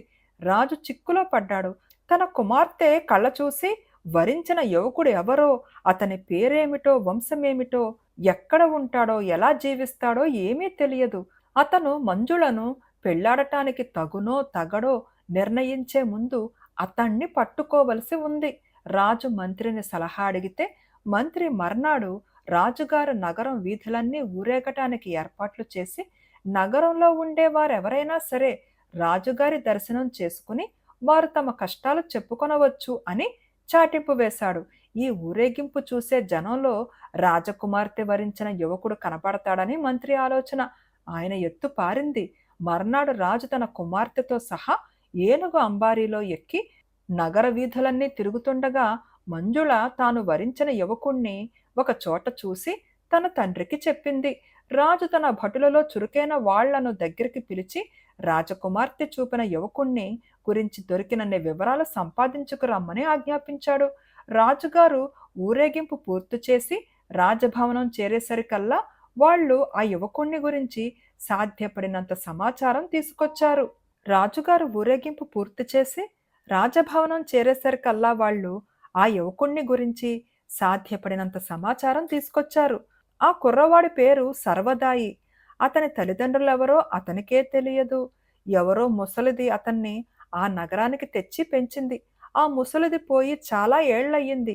కుర్రవాడు చాలా అందంగానూ ఆకర్షవంతంగానూ ఉండటం చేత చుట్టుపక్కల ఉండే వాళ్ళందరూ అభిమానించి ఆ దిక్కులేని బిడ్డకు ఏ లోటు లేకుండా చూస్తూ వచ్చారు. కొంతకాలం అయ్యాక గురు శుశ్రూష చేసి ఆ కుర్రవాడు చదువుకున్నాడు. అతను అందగాడే కాక బుద్ధిమంతుడు కూడా. అందుచేత అతనికి తెలిసిన వాళ్ళంతా ఆప్తులే. ఈ సమాచారం విని రాజు తన కుమార్తెతో, అమ్మా, నువ్వు నీ మనసు మార్చుకో. ఈ సర్వదాయిది ఏ వంశమో కూడా తెలియదు. వట్టి అనాథజీవి. ఎంతలేసి రాజకుమారులను నువ్వు కాదని నువ్వు ఆ కుర్రవాణ్ణి పెళ్లాడితే నిన్ను లోకం పరిహసిస్తుంది. అతన్ని నా రాజ్యానికి వారసుణ్ణి చేశానంటే నేను నలుగురిలోనూ మరి తల ఎత్తుకు తిరగటానికి ఉండదు అన్నాడు. మీరు 1,00,000 చెప్పండి, నేను ఆ అబ్బాయిని తప్ప మరెవరినీ పెళ్లాడను. అతన్ని పెళ్లాడలేకపోతే చచ్చిపోతాను అన్నది మంజుళ. రాజు ఈ మాట విని నిలువునా నీరైపోయి మంత్రిని పిలిపించి సలహా అడిగాడు. మంత్రి ఆ రాత్రల్లా ఆలోచించి మర్నాడు ఉదయానికి ఒక గొప్ప ఆలోచన రాజుగారికి విన్నవించాడు. అదేమిటంటే 15-16 ఏళ్ల క్రితం కాశ్మీరు రాజవంశంలో స్పర్ధలు పుట్టుకొచ్చి ఒక వర్గం శత్రువులకు అనుకూలం కావటము, రాజభవనంలో తిరుగుబాటు సాగటము, అడవులకు పారిపోయిన రాజును 4-5 ఏళ్ల వయసు గల రాజకుమారుణ్ణి శత్రు సైనికులు వేటాడి హత్య చేయటము జరిగాయి. ఆ కాశ్మీరు రాజకుమారుడి హత్య వాస్తవంగా జరగలేదని, అతను ప్రచ్ఛన్నంగా ఎక్కడో బతుకుతున్నాడని ఒక పుకారు చుట్టుపక్కల రాజ్యాలలో లేవదీయాలి. సర్వదాయికి ఉండే పుట్టుమచ్చలు మొదలైనవి ఆ కాశ్మీరు రాకుమారుడికి ఉండినట్టు ప్రచారం చెయ్యాలి.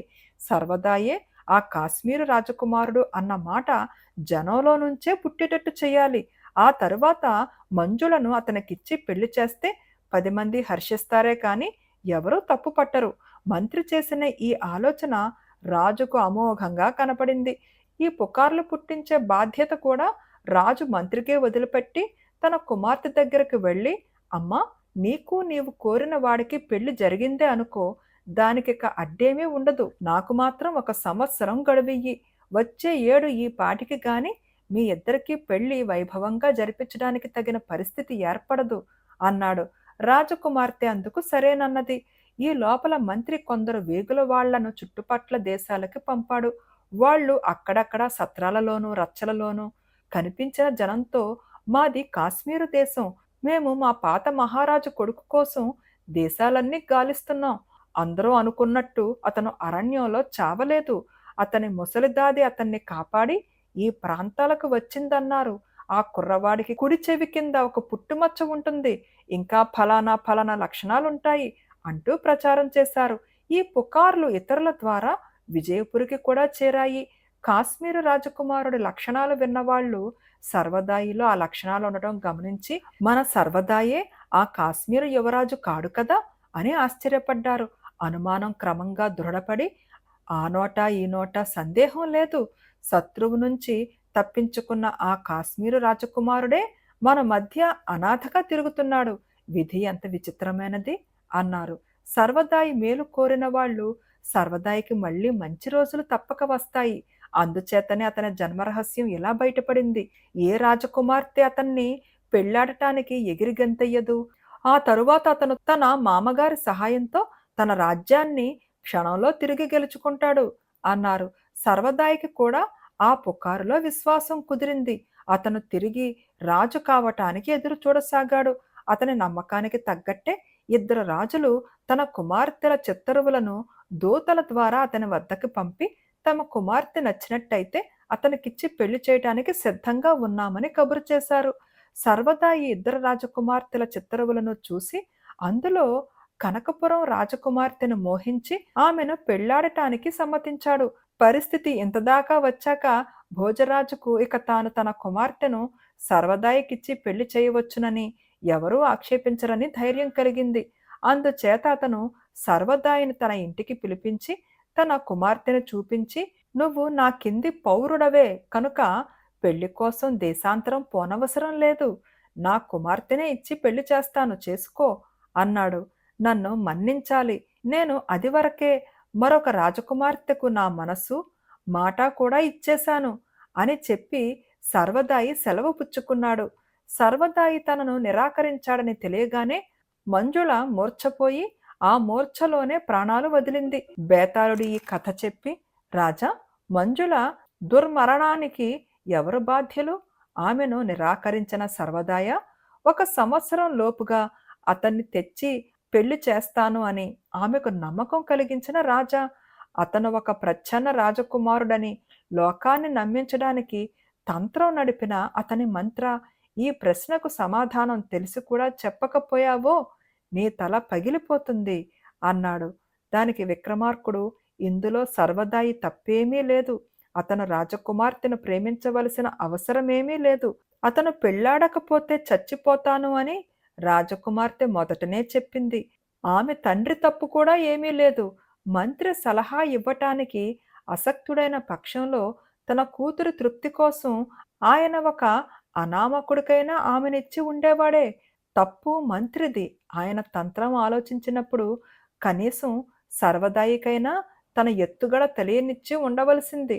సర్వదాయి తానొక అజ్ఞాత యువరాజు అనుకోకపోతే మంజులను ఒక్కనాటికి నిరాకరించి ఉండకపోను. అనుపానం తెలియకుండా గొప్ప ఔషధాన్ని వాడే వైద్యుడిలాగా మంత్రి గొప్ప తంత్రమే పన్నాడు, కానీ దాని సాఫల్యం గురించి ఎలాంటి జాగ్రత్త పడలేకపోయాడు. అందుచేతనే మంజుల దుర్మరణం పాలయ్యింది అన్నాడు.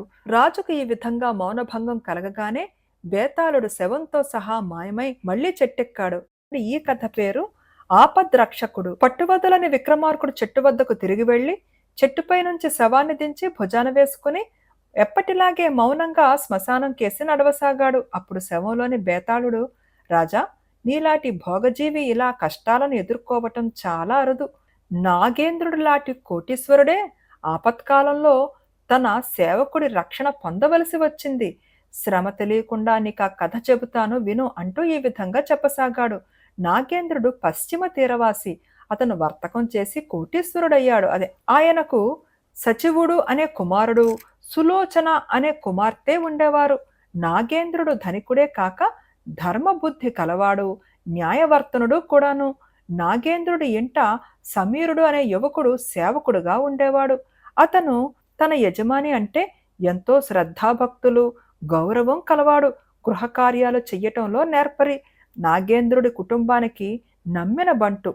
ఒకసారి నాగేంద్రుడి బావమరిది తన కుమార్తెకు పెళ్లి చేస్తూ తన చెల్లెలి కుటుంబానికి ఆహ్వానం పంపాడు. పెళ్లికి వెళ్లాలంటే సముద్రం మీద వెళ్ళాలి. నాగేంద్రుడు తన భార్యను, బిడ్డలను, తన సేవకుడైన సమీరుణ్ణి వెంట తీసుకుని తన సొంత ఓడలో బయలుదేరి బావమరిది ఉండే దేశానికి వెళ్ళాడు. వివాహం జరిగింది. అక్కడ నుంచి నాగేంద్రుడి కుటుంబం తిరుగు ప్రయాణం చేస్తూ ఉండగా సముద్రం మీద పెద్ద తుఫాను లేచి ఓడ గాలి వేగానికి దారి తెన్ను లేకుండా కొట్టుకుపోయి ఒక నిర్జనమైన లంకలో ఉన్న కొండలకు తగిలి పగిలిపోవడం జరిగింది. అష్టైశ్వర్యాలతో పెరిగిన నాగేంద్రుడి కుటుంబానికి ఆ నిర్జన ద్వీపంలో ఎట్లా జీవించాలో కొంచెం కూడా తెలియదు. మనిషికి కావలసిన కనీస అవసరాలైన తిండి, బట్ట, ఇల్లు కూడా వారికి లేవు. వాటిని ఎట్లా సాధించాలో వారికి తెలియదు. అటువంటి విషాద పరిస్థితిలో సమీరుడు వారికి ఆపద్రక్షకుడయ్యాడు. అతను పగిలిన ఓడలో నుంచి పరికరాలు తెచ్చి చెట్లు కొట్టి కలపతో ఇల్లు తయారు చేశాడు. మృగాలను వేటాడి తెచ్చి అందరికీ ఇంత తిండి ఏర్పాటు చేశాడు. జంతువుల చర్మాలు కట్టు బట్టలుగాను పక్కలుగాను తయారు చేశాడు. ఈ విధంగా సమీరుడు నాగేంద్రుడు కుటుంబానికి అంతకు నాయకత్వం వహించి గౌరవనీయుడయ్యాడు. అతను చెప్పినట్టు నడుచుకోవటం, మిగిలిన వాళ్లకు క్షేమంగా ఉండటం చేత ఎవరూ అతనికి ఎదురు చెప్పేవారు కారు. ఇట్లా కొద్ది సంవత్సరాలు గడిచాయి. సూర్యోదయం లగాయితూ సూర్యాస్తమయం దాకా సముద్ర తీరాన ఉన్న కొండ శిఖరం మీద ఎవరో ఒకరు నిలబడి ఉండి ఏ దారే పోయే ఓడ కాని కనుచూపు మేరలోకి వస్తుందేమో అని చూడాలని సమీరుడు అందరికీ నియమం పెట్టాడు. కాని ఒక్క ఓడ కూడా అటుగా రాలేదు. నాగేంద్రుడి కుటుంబం తమ పాత జీవితాన్ని దాదాపు మర్చిపోయి కొత్త జీవితానికి అలవాటు పడ్డారు. ఈ సమయంలోనే నాగేంద్రుడి కుమార్తె సులోచన యుక్త వయస్కురాలయ్యింది. ఆమెను సమీరుడికిచ్చి చెయ్యాలని నాగేంద్రుడు నిశ్చయించాడు. ఇందుకు సులోచనతో పాటు మిగిలిన వాళ్ళు కూడా సంతోషించారు. ఈ నిర్ణయం జరిగిన కొద్ది రోజులకే ఒక ఓడ ఆ ద్వీపం కేసి వచ్చింది. అది అటుగా వచ్చే సమయానికి సమీరుడే కొండ మీద ఉన్నాడు. అతను ఓడను దూరాన చూడగానే ఎండు చితుకులు మంట చేసి పొగ బాగా రావటానికి అందులో పచ్చికట్టెలు వేశాడు. ఆ పొగ ఓడలో వాళ్లను ఆకర్షించింది. వాళ్ళు ఓడను ద్వీపం దగ్గరికి నడిపారు. ఆ ఓడ మరొక వర్తకుడిది. నాగేంద్రుడి కుటుంబం సముద్రానికి బలి అయినట్టు ఆయన విని ఉన్నాడు. వారంతా ప్రాణాలతోనే ఉండటం తెలుసుకుని వారిని అభినందించి వారిని తన ఓడలో ఎక్కించుకుని వారి దేశం చేర్చాడు. తిరిగి నాగేంద్రుడి కుటుంబం నాగరికతలో పడ్డారు. దేశానికి తిరిగి వచ్చిన మర్నాడే సమీరుడు నాగేంద్రుడి వద్దకు వెళ్ళి నమస్కారం చేసి నాకు సెలవిప్పించండి అన్నాడు. మొదట నాగేంద్రుడు వెళ్ళవద్దని పేచీ పెట్టాడు. కానీ సమీరుడు వెళ్ళిపోవాలనే పట్టుదలతో ఉన్నట్టు గ్రహించి అతనికి పుష్కలంగా ధనమిచ్చి పంపేశాడు. బేతాళుడు ఈ కథ చెప్పి, రాజా, నాకొక సందేహం. స్వామి భక్తి గల సమీరుడు కష్టకాలంలో తన యజమానికి అంతగా సహాయపడి ఆ యజమానికి మంచి రోజులు రాగానే ఎందుకు వెళ్ళిపోయాడు? అతనికి సులోచననిచ్చి పెళ్లి చెయ్యాలి అన్న నిర్ణయం కూడా జరిగింది కదా. ఆడి తప్పని నాగేంద్రుడు తప్పక తన కుమార్తెను అతనికిచ్చి పెళ్లి చేసేవాడే కదా. ఆ అవకాశాన్ని కూడా సమీరుడు ఏ కారణాల వల్ల వదులుకున్నాడు? ఈ ప్రశ్నలకు సమాధానం తెలిసి కూడా చెప్పకపోయావో నీ తల పగిలిపోతుంది అన్నాడు. దానికి విక్రమార్కుడు నిర్జన ద్వీపం మీదకి వెళ్ళగానే అందరి సంబంధాలు, మనస్తత్వాలు మారిపోయాయి. అక్కడి జీవితంలో నాగేంద్రుడు యజమాని కాడు, సమీరుడు సేవకుడు కాడు. కొత్తగా ఏర్పడిన సంబంధాల మూలానే నాగేంద్రుడు తన కుమార్తెకు సమీరుడికి పెళ్లి చేద్దామనుకున్నాడు. ఇంతలో వారి ఆపద తొలగింది. వారు పాత జీవితానికి తిరిగి వచ్చారు. కానీ పాత సంబంధాలు తిరిగి రావటం సాధ్యం కాదు. సమీరుడు బంటుగానూ ఉండలేడు. నాగేంద్రుడు యజమానిగా అతని చేత పనులు చేయించుకోనూ లేడు. ధర్మబుద్ధి గలవాడు గనక అన్న మాట నిలబెట్టుకునేటందుకు ఆయన తన కుమార్తెను సమీరుడికిచ్చి చెయ్యవచ్చు. కాని ఆ వివాహం సులోచనకు సుఖం చేకూర్చదు. సమీరుడికి అంతకన్నా చేకూర్చదు. ఈ చిక్కులన్నీ ఆలోచించే సమీరుడు వెళ్ళిపోయాడన్నాడు. రాజుకి ఈ విధంగా మౌనభంగం కలగగానే బేతాళుడు శవంతో సహా మాయమై తిరిగి చెట్టెక్కాడు. ఈ కథ పేరు శక్తిమంతులు. విసుగు చెందని విక్రమార్కుడు చెట్టు వద్దకు తిరిగి వెళ్లి చెట్టుపై నుంచి శవాన్ని దించి భుజాన వేసుకుని ఎప్పటిలాగే మౌనంగా శ్మశానం కేసి నడవసాగాడు. అప్పుడు శవంలోని బేతాళుడు, రాజా, నిన్ను చూస్తుంటే నాకు ఒక అనుమానం కలుగుతున్నది. పూర్వం విక్రమదేశాన్ని పాలించిన మహేంద్ర మహారాజు కొడుకు జయంతుడిలాగా నువ్వు కూడా హీనుల సంపర్కం వల్ల ఈ హేయమైన పని మీద వేసుకున్నావు అనిపిస్తున్నది. నీకు రాజకుమారుడైన జయంతుడి కథ చెబుతాను, శ్రమ తెలియకుండా విను అంటూ ఈ విధంగా చెప్పసాగాడు. మహేంద్రుడు విక్రమరాజ్యాన్ని ఏలినప్పుడు ప్రజలు సుఖంగా బతికారు. కానీ రాజధానిలో అపూర్వమైన తెలివితేటలు ప్రదర్శించే దొంగలు కొందరు ఉండేవారు. ధనికులకు వాళ్ళంటే సింహ స్వప్నంలా ఉండేది. మామూలు ప్రజలు వాళ్లను గురించి అసాధారణమైన కట్టుకథలు కూడా చెప్పుకునేవారు. మహేంద్రుడి కొడుకు జయంతుడు చాలా తెలివైనవాడు, మంచి ధైర్య సాహసాలు కలవాడు. అతను కూడా తమ నగరంలోని దొంగలను గురించి ఎన్నో కథలు విన్నాడు. అందరూ అనుకున్నట్టుగానే ఆ దొంగలు అమానుష శక్తులు కలవాళ్లని అతను నమ్మలేదు. కాని వాళ్లకు గల నిజమైన శక్తులేవో తెలుసుకోవాలి అని అతనికి చాలా అభిలాషగా ఉండేది. ఏదో విధంగా ఆ దొంగలతో పరిచయం చేసుకోవాలని కూడా అతనికి ఆసక్తి ఉండేది. అందుచేతనే జయంతుడు ఒక అమావాస్య రాత్రి నల్లని బట్టలు ధరించి ఊరంతా మాటు మణిగాక వీధుల వెంబడి దొంగలాగా నక్కుతూ కదలసాగాడు. అతనలా కొంత దూరం వెళ్లేసరికి అకస్మాత్తుగా ఒక నల్లని ఆకారం అతని ఎదుట ప్రత్యక్షమై, ఎవరు నువ్వు అని అడిగింది. నేను దొంగను అన్నాడు జయంతుడు చిన్న గొంతుతో. నేను గజ దొంగను, నాతో రా అన్నాడు మొదటి వ్యక్తి. ఇద్దరూ కలిసి కొంత దూరం వెళ్లేసరికి మరి ఇద్దరు వారిని కలిశారు. గజ దొంగ జయంతుణ్ణి వాళ్ళకి పరిచయం చేసి, మన జాతివాడే, ఇంకా వయసు అనుభవము ఉన్నట్టు లేవు అన్నాడు. కుర్రాడా, దొంగతనం తేలిక పని కాదు. దొంగవుగా పైకి రావాలంటే మాకున్నట్టుగా నీకు కూడా ఏదో ఒక ప్రత్యేక శక్తి ఉండాలి అన్నాడు కొత్త దొంగలలో ఒకడు. మీకున్న ప్రత్యేక శక్తులేమిటి అని జయంతుడు దొంగలను అడిగాడు. కుక్క మొరిగితే అదెందుకు మొరిగేది నేను చెప్పగలను అన్నాడు ఒక దొంగ. చేతి కర్రను నేలకు తాటించి భూమి అడుగున ఏమి పాతిపెట్టి ఉన్నది చెప్పగలను అన్నాడు రెండో దొంగ. ఒకసారి చూసిన మనిషిని ఏ వేషంలో ఉన్నా నేను మళ్లీ పోల్చగలను అన్నాడు మూడోవాడు. వాళ్ళు ముగ్గురు తమ శక్తులు బయట పెట్టాక జయంతుడు కూడా ఏదో ఒకటి చెప్పవలసి వచ్చింది. అందుచేత అతడు, నాకు శక్తి ఉన్నది, ఎవరు ఎటువంటి చిక్కుల్లో ఉన్నా నేను వారిని కాపాడగలను అన్నాడు. ఈ మాట విని దొంగలు పరమానందం చెంది, ఆ మాట నిజమైతే నీవే మాకు నాయకుడివి, నీ శక్తి ముందు మా శక్తులు ఏపాటివి అన్నారు.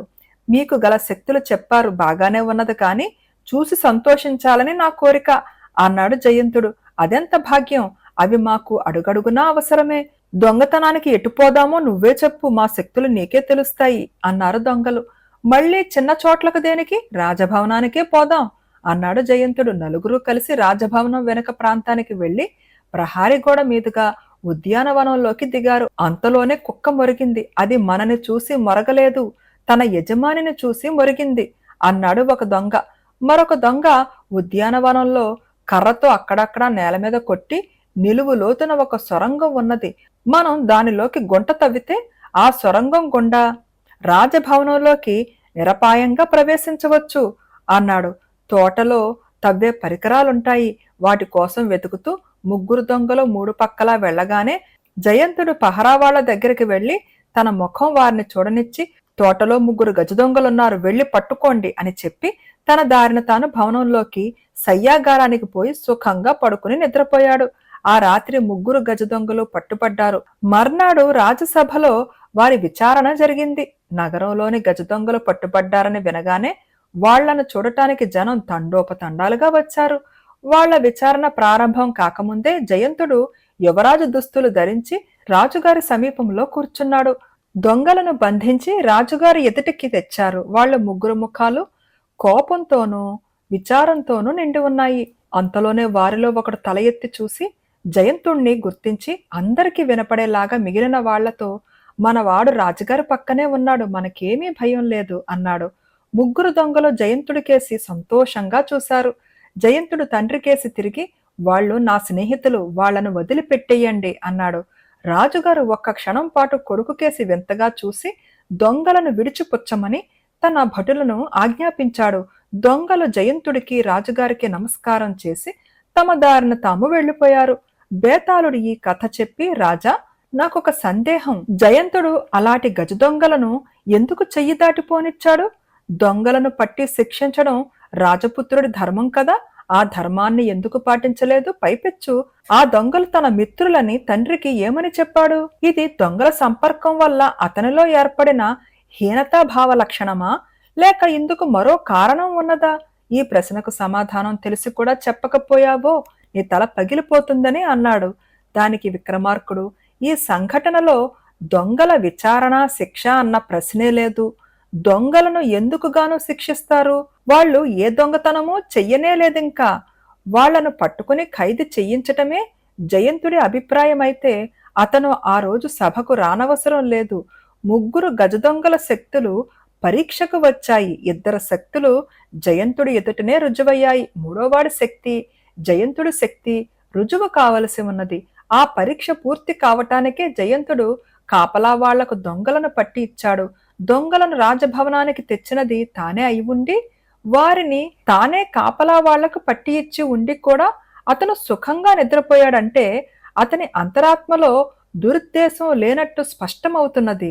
రాజసభలో మూడో గజదంగా జయంతుణ్ణి పోల్చటమే కాక అతను తనకు సహాయపడతాడన్న విశ్వాసం కూడా చూపాడు. కనుకనే జయంతుడు తన తండ్రితో ఆ దొంగలు తన స్నేహితులని చెప్పుకున్నాడు. అన్ని విధాలా జయంతుడి ప్రవర్తన, బుద్ధి సూక్ష్మత కొనియాడదగినవి అన్నాడు. రాజుకు ఈ విధంగా మౌనభంగం కలగగానే బేతాళుడు శవంతో సహా మాయమై తిరిగి చెట్టెక్కాడు. ఈ కథ పేరు పతివ్రత. పట్టువదలని విక్రమార్కుడు చెట్టు వద్దకు తిరిగి వెళ్లి చెట్టుపై నుంచి శవాన్ని దించి భుజాన వేసుకుని ఎప్పటిలాగే మౌనంగా శ్మశానం కేసి నడవసాగాడు. అప్పుడు శవంలోని బేతాళుడు, రాజా, నిన్నింత కఠిన శ్రమకు గురి చేసిన వారి పట్ల నీకు ఆగ్రహమైనా కలగకపోవటం చూస్తే సుందరవదనుడి కథ జ్ఞాపకం వస్తున్నది. శ్రమ తెలియకుండా ఉండగలందులకు నీకు అతడి కథ చెబుతాను, విను అంటూ ఈ విధంగా చెప్పసాగాడు. పూర్వం కామరూప దేశంలో బ్రహ్మపుత్ర నదీ తీరాన కామాఖ్య నగరంలో ఇద్దరు మిత్రులుండేవారు. ఒకడి పేరు గంగాపుత్రుడు, రెండవ వాడు సుమిత్రుడు. గంగాపుత్రుడు గొప్ప వంశానికి చెందినవాడు. అతని తాత ముత్తాతలు మంత్రులుగాను సేనాపతులుగాను పనిచేసి బోలెడంత ఆస్తి కూడబెట్టిన వాళ్ళు. ఆ ఆస్తి మీదనే గంగాపుత్రుడు సుఖ జీవనం చేస్తున్నాడు. సుమిత్రుడు అంత గొప్ప వంశానికి చెందినవాడు కాడు, అంత ఆస్తిపరుడు కాడు. అతను తనకు నగరంలో ఉన్న ఇల్లు దొడ్డి అమ్మి ఒక పడవ కొనుక్కుని దాన్ని నగరంలోని వర్తకులకు కిరాయికి నడుపుతూ తన భార్యతో సహా అందులోనే కాపురం చేస్తున్నాడు. అతనికి కూడా జరుగుబాటు బాగానే ఉన్నది. అతడు తన పడవను నగరపు రేవుకు తెచ్చినప్పుడల్లా తప్పక గంగాపుత్రుణ్ణి చూసి వచ్చేవాడు. ఈ ఇద్దరు మిత్రులు 40 ఏళ్ల వయసు వాళ్ళైనప్పటికీ ఇద్దరికీ పిల్లలు కలగలేదు. ఒకనాడు సుమిత్రుడు గంగాపుత్రుణ్ణి చూడవచ్చి, ఏమోయ్, మన నగరం వెలుపల వెలిసిన సంతానదేవికి మొక్కుకున్న వారికి పిల్లలు కలుగుతున్నారట, నేను పోతున్నాను, నువ్వు కూడా వస్తావా అని అడిగాడు.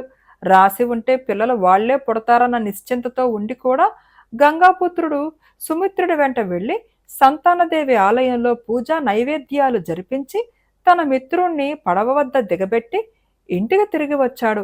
ఇది జరిగిన ఏడాది లోపల గంగాపుత్రుడికి అతి చూడచక్కని కుమారుడు కలిగాడు. ఆ తర్వాత కొద్ది రోజులకి గంగాపుత్రుడి కొడుకు సుందరవదనుడు అని, సుమిత్రుడి కుమార్తెకు యశోవతి అని పేరు పెట్టుకుని పెద్దయ్యాక వాళ్ళిద్దరికీ పెళ్లి జరగాలని లాంఛనంగా అనుకుంటూ ఉండేవాళ్ళు. సుందరవదనుడు 6 ఏళ్ల వాడై ఉండగా అతనికి కష్టకాలం ఆరంభమయ్యింది. ముందు గంగాపుత్రుడు చనిపోయాడు. తర్వాత కాటకం వచ్చింది. గంగాపుత్రుడి భార్య ఆడది కావటంలో ఆస్తి చూసుకోవటం ఆమెకు చేత కాలేదు. అధికారులు ఆమె వద్ద పన్నులు తెగ వసూలు చేశారు. పొలాలు చేసేవాళ్ళు మోసగించారు. ఈ బాధలకు తట్టుకోలేక ఆమె ఇల్లు, పొలాలు అమ్మి డబ్బు చేర్చి ఎక్కడో ఒక ఇల్లు అద్దెకి తీసుకుని పేదగా జీవిస్తూ ఆ డబ్బుతోనే 10 ఏళ్ల పాటు జీవితాన్ని ఈడ్చుకుంటూ వచ్చింది. అప్పటికి డబ్బంతా అయిపోయి కటిక దరిద్రం వచ్చింది. ఆ సమయంలో ఆమెకు జబ్బు చేసి మందుకైనా దిక్కులేని చావు చచ్చింది. తల్లి పోయాక సుందరవదనుడు ఇల్లు కూడా లేక కట్టుబట్టలతో మిగిలాడు. అతనికి చదువున్నది గనుక ఒక వర్తకుడు చేరదీసి అతని చేత పద్దులు రాయించుకోనారంభించాడు. అయితే ఆ వర్తకుడు తనను హీనంగా చూడటం సుందరవదనుడు సహించలేకపోయాడు. అతను పుట్టినది మంచి వంశం కావటం చేత అతనికి దాస్య బుద్ధి అలవడలేదు. అతడు తన ఉద్యోగం మానేసి బిచ్చమెత్తుకొని పొట్ట పోసుకుంటూ ఏ గుడిలోనే పడుకుంటూ వచ్చాడు. బిచ్చమెత్తటంలో కూడా అతని రాజసం కనిపిస్తూ ఉండేది. ఇచ్చేవాళ్లను అదే పనిగా వెంట తరిమి వేధించేవాడు కాడు. వాళ్ళ ఇష్టపడి ఇచ్చినది తీసుకుని వెళ్ళిపోయేవాడు. శీతాకాలపు వానలు ఆరంభమయ్యాయి. ఆకలి దహించుకుపోతున్నది. సుందరవదనుడు చలిని వానను లక్ష్య పెట్టక అడుక్కోవటానికి గుడి నుండి బయలుదేరాడు. అతను 4 అడుగులు వేశాడో లేదో ఎదురు వస్తూ సుమిత్రుడు కనిపించాడు. సుందరవదనుడు ఆయనను చూడనట్టు తల వంచుకుని గబగబా ముందుకు సాగాడు. కాని సుమిత్రుడు అతన్ని రెక్క పట్టుకుని ఆపి, సుందరవదనుడివి కాదుట్రా, అలా అయిపోయావేం అని అడిగాడు. గంగాపుత్రుడు పోయాక సుమిత్రుడు వారి ఇంటికేసి రాకపోవటం చేత ఆయనకేమీ తెలియదు. ఈ స్థితిలో నిన్ను పలకరించటానికి సిగ్గయింది మామా అంటూ సుందరవదనుడు తన పరిస్థితి అంతా సుమిత్రుడికి వివరించి చెప్పాడు. అరరే, ఎంత పని జరిగింది! నువ్వు వచ్చి నా పడవలో ఉండి పని చేశావంటే నీకు అన్నవస్త్రాలకు లోటు లేకుండా చూస్తాను అన్నాడు సుమిత్రుడు. ఇందుకు సుందరవదనుడు ఒప్పుకున్నాడు. ఇద్దరూ కలిసి పడవ మీదకి వెళ్లారు. సుమిత్రుడు సుందరవదనుణ్ణి తన భార్యకు చూపి అంతా చెప్పి వాడికి ముందు కాస్త అన్నం పెట్టు అన్నాడు. అన్నమైతే ఉంది గాని చద్ది అన్నం అన్నది సుమిత్రుడి భార్య. అయితే అయ్యిందిలే, ఇంత ఊరగాయ వేసి పెట్టు అన్నాడు భర్త. ఆకలి మీద ఉన్న సుందరవదనుడు ఆ చద్ది ముద్ద ఊరగాయతో తింటుండగా మళ్లీ జల్లు ఆరంభమయ్యింది. వెనక గదిలో పాత కుళాయి ఒకటి ఉండాలి, మన వాడికి తెచ్చిపెట్టు తల్లి అని సుమిత్రుడు పడవ గదిలో ఉన్న తన కూతుర్ని కేకపెట్టాడు. యశోవతి ఆ కుళాయి తీసి అది ఒక పక్క చిరిగి ఉండటం గమనించి సూదితో గబగబా కుట్టి తెచ్చి సుందరవదనుడికిచ్చింది. ఆ తరువాత సుమిత్రుడు తన పని మీద నగరంలోకి వెళ్ళి వర్తకులతో మాట్లాడి సాయంకాలానికే పడవ చేరుకున్నాడు. మర్నాడు ఆయన నిద్రలేచి పడవ పైభాగానికి వచ్చేసరికి సుందరవదనుడు వెనుక భాగంలో ఊరికే కూర్చుని కనిపించాడు. ఒరేయ్, అలా ఒళ్ళు మీద గట్టుకు కూర్చోకపోతే ఇంత నార తీసుకుని తాడైనా పేనరాదు, ఇంకే పని లేకపోతే అన్నాడు సుమిత్రుడు. అలాగే పేనతాను అన్నాడు సుందరవదనుడు. ఇది జరిగాక అతను ఎన్నడూ ఊరికే ఉండలేదు. ఏదో ఒక పని కల్పించుకుని తెల్లవారినది మొదలు బాగా చీకటిపడిన దాకా ఎంతో శ్రమపడి పనిచేస్తూ వచ్చాడు. ముఖ్యంగా సుందరవదనుడు పద్దులు రాయటంలోనూ లెక్కల కట్టడంలోనూ చాలా గట్టివాడు. మిగిలిన పడవల యజమానులు కూడా అతని సహాయం పొందుతూ అతన్ని గౌరవంగా చూసేవారు. కష్టాలు గట్టెక్కడంతో అతను కాస్త ఒళ్ళు చేసి నవనవలాడుతూ మరింత ఆకర్షణీయంగా తయారయ్యాడు. సుమిత్రుడికి అతని భార్యకు కూడా తమ కుమార్తె యశోవతికి సుందరవదనుడి కన్నా మంచి భర్త దొరకడు అన్న అభిప్రాయం ఒకేసారి కలిగింది. సుమిత్రుడు తన భార్యతో సంప్రదించి, మా అమ్మాయిని నీకిచ్చి చేద్దామనుకుంటున్నాం, ఏమంటావు అని సుందరవదనుణ్ణి అడిగాడు. నేను యశోవతికి తగను అన్నాడు సుందరవదనుడు. కాని సుమిత్రుడికి ఈ ఉద్దేశం బలంగానే ఉన్నదని తెలిసాక ఒప్పుకున్నాడు. వాళ్ళిద్దరికీ పెళ్లి కామాఖ్య నగరంలోనే చాలా వైభవంగా జరిగింది. భార్యాభర్తలు చాలా అన్యోన్యంగా ఉండేవారు. మరుసటి ఏడే వాళ్లకొక ఆడపిల్ల కూడా కలిగింది. ఆ బిడ్డకు ఏడాది నిండగానే అమ్మవారు పోసి ఎన్ని మందులిచ్చినా ఫలితం లేక చనిపోయింది. ఆ పిల్ల పోయినది మొదలు సుందరవదనుడు మానసికంగా కుంగిపోయి క్షయవ్యాధి తెచ్చుకున్నాడు. అన్న హితవు పోయింది. మనిషి చిక్కి శల్యంలాగా అయిపోయి కూర్చుని లేవలేని స్థితికి వచ్చాడు. సుమిత్రుడు తనకు సాధ్యమైనంత మట్టుకు మందులు ఇప్పించాడు. భూత వైద్యం చేయించి రక్షరేఖలు కట్టించాడు. కానీ ఏమీ ప్రయోజనం లేకపోయింది. సంవత్సరానికల్లా అతను జీవోత్సవంలాగానే అయ్యాడు. అతని అత్తమామలు అతని చావు కోసం ఎదురు చూడసాగారు. ఎందుకంటే తమ కుమార్తె ఈ జీవోత్సవంతో కాపురం చెయ్యటం వారికిష్టం లేదు. యశోవతి ఇంకా చిన్నపిల్ల. ఈ మొగుడు పోతే తిరిగి పెళ్ళాడవచ్చు. మారుమనువు వాళ్లలో పరిపాటే. కానీ వాళ్ల కోరిక నెరవేరలేదు. సుందరవదనుడు చావలేదు. సుమిత్రుడు తన భార్యతో ముసలితనంలో మన చేతికి అంది వస్తాడనుకుంటే ఈ దౌర్భాగ్యుడు చూడు మన పిల్ల మెడకు ఎలా గుదిబండాయి కూర్చున్నాడో. పిల్లదాని యవ్వనం భ్రష్టమైపోతున్నది. వీణ్ణి ఎలాగైనా వదిలించుకుని దానికి మరో మొగుణ్ణి చూడవలసిందే అన్నాడు. భార్య కూడా సరే అన్నది. వాళ్ళు యశోవతికి మాత్రం ఈ ఆలోచన చెప్పలేదు. సుమిత్రుడు తన పడవను ప్రవాహానికి ఎదురు నడుపుకుని వెళ్ళి ఒక నిర్జనమైన ప్రాంతానికి చేర్చి కావాలని ఒడ్డుకి కూర్చాడు. తరువాత ఆయన సుందరవదనుడితో, అలా చూస్తూ కూర్చుంటావే, దిగి పడవను ఒక తోపు తొయ్యి అన్నాడు. నాకంత శక్తి ఎక్కడున్నది అన్నాడు సుందరవదనుడు. ఎక్కడ దాపురించావరా క్షయాపాత్తు, పడవ తొయ్యకపోతే గొడ్డలి తాళ్ళు తీసుకుని ఒడ్డుకు పోయి కట్టెలన్నా కొట్టుకురా అన్నాడు సుమిత్రుడు. సుందరవదనుడు చిన్న గొడ్డలి తాళ్ళు తీసుకుని ఒడ్డుకు దిగాడు. ఆ ప్రాంతమంతా ఎడారిలాగున్నది. చుట్టూ కొండలున్నాయి. తీరానికి కొంత దూరంలో అడవి ఉన్నది. అతను కాళ్ళు ఈడ్చుకుంటూ ఆ అడవిలోకి వెళ్ళాడు. అతనిలో కట్టెలు కొట్టే శక్తి కూడా లేదు. అందుచేత నేల మీద పడి ఉన్న ఎండు కొమ్మలన్నీ పోగు చేసి తాడుతో మోపు కట్టాడు. దాన్ని ఎత్తి నెత్తిన పెట్టుకోవడం సాధ్యం కాలేదు. అందుచేత ఆ మోపుకు ఒక తాడు కట్టి గొడ్డలు తీసుకుని మోపును ఈడ్చుకుంటూ నదీ తీరానికి వచ్చాడు. కానీ అక్కడ పడవలేదు. అది నది వాలున అప్పటికే చాలా దూరం వెళ్ళిపోయింది. మామగారు తనను వదిలించుకున్నాడని అతను గ్రహించి నది ఒడ్డున కూర్చుని వెక్కి వెక్కి చాలాసేపు ఏడ్చి సొమ్మసిల్లి పడిపోయాడు. అతను తిరిగి ఒళ్ళు తెలిసేసరికి ఎవరో మునిలాంటి వాడు సమీపంలో నిలబడి, ఇది చాలా అపాయకరమైన చోటు, ఇక్కడ ఉండరాదు అన్నాడు. నేనెక్కడికి పోలేను, దయ ఉంచి నా ప్రాణాలు కాపాడండి అని సుందరవదనుడు ఆ మునిని వేడుకొన్నాడు. ఈ రాత్రికి నా కుటీరంలో ఉండు, రేపటి మాట చూద్దాం అంటూ ముని అతన్ని ఆ సమీపంలోనే ఉన్న తన కుటీరానికి తీసుకుపోయాడు. అక్కడ సుందరవదనుడు జరిగిందంతా చెప్పాడు. నీది నిజానికి మనోవ్యాధి, మందులు పని చెయ్యవు. నీకు బుద్ధదేవుడి వజ్రపాణి ధారణి మంత్రం ఉపదేశిస్తాను. దాన్ని రోజుకు ఒక్కసారి పఠించావంటే హీనమైన కోరికలు నశించి నీ ఆరోగ్యం కుదుటపడి నీకెంతో మేలు జరుగుతుంది అన్నాడు. వజ్రపాణి ధారణ సూత్రాన్ని ఒక్కసారి మునినోట వినగానే సుందరవదనుడికి నేర్చుకుని మర్చిపోయిన పాతదానిలాగా పూర్తిగా వచ్చేసింది. అతను ఆ రాత్రి ఆ ముని ఆశ్రమంలోనే నిద్రపోయి మర్నాడు లేచేసరికి ముని గాని ఆశ్రమం కానీ లేదు. అతను నది ఒడ్డునే ఉన్నాడు. అతను నదిలో ముఖము కాళ్ళు కడుక్కుని బౌద్ధ సూత్రం పఠించి ఎక్కడికి వెళ్ళటానికి లేదు గనక తిరిగి అరణ్యం కేసే వెళ్ళాడు. అరణ్యంలో కొంత దూరం పోగానే చెట్ల మధ్యన ఏదో ఇల్లు కనిపించింది. ఆకలి బాధ తీర్చుకోవటానికి భిక్ష పొందుదామనుకుని అతను ఆ ఇంటికేసి వెళ్ళాడు. అతను చూసినది ఇల్లు కాదు, ఒక పాడుబడిన దేవాలయం. అందులో చెట్ల కొమ్మలు కప్పి 8 పెద్ద పెట్టెలున్నాయి. ఎవరో దొంగలు ఆ పెట్టెలలో తాము దొంగిలించిన సొమ్ము దాచి ఉంటారని, దాన్ని తాను తీసుకోవటంలో తప్పేమీ ఉండదని అతను అనుకున్నాడు.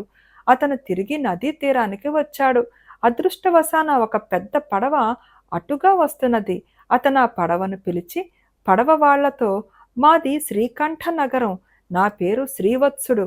నేను మా పెదతండ్రి వ్యాపారం నిమిత్తం పడమట పోతుండగా దొంగలు మమ్మల్ని దోచి మా పెత్తండ్రిని చంపేశారు.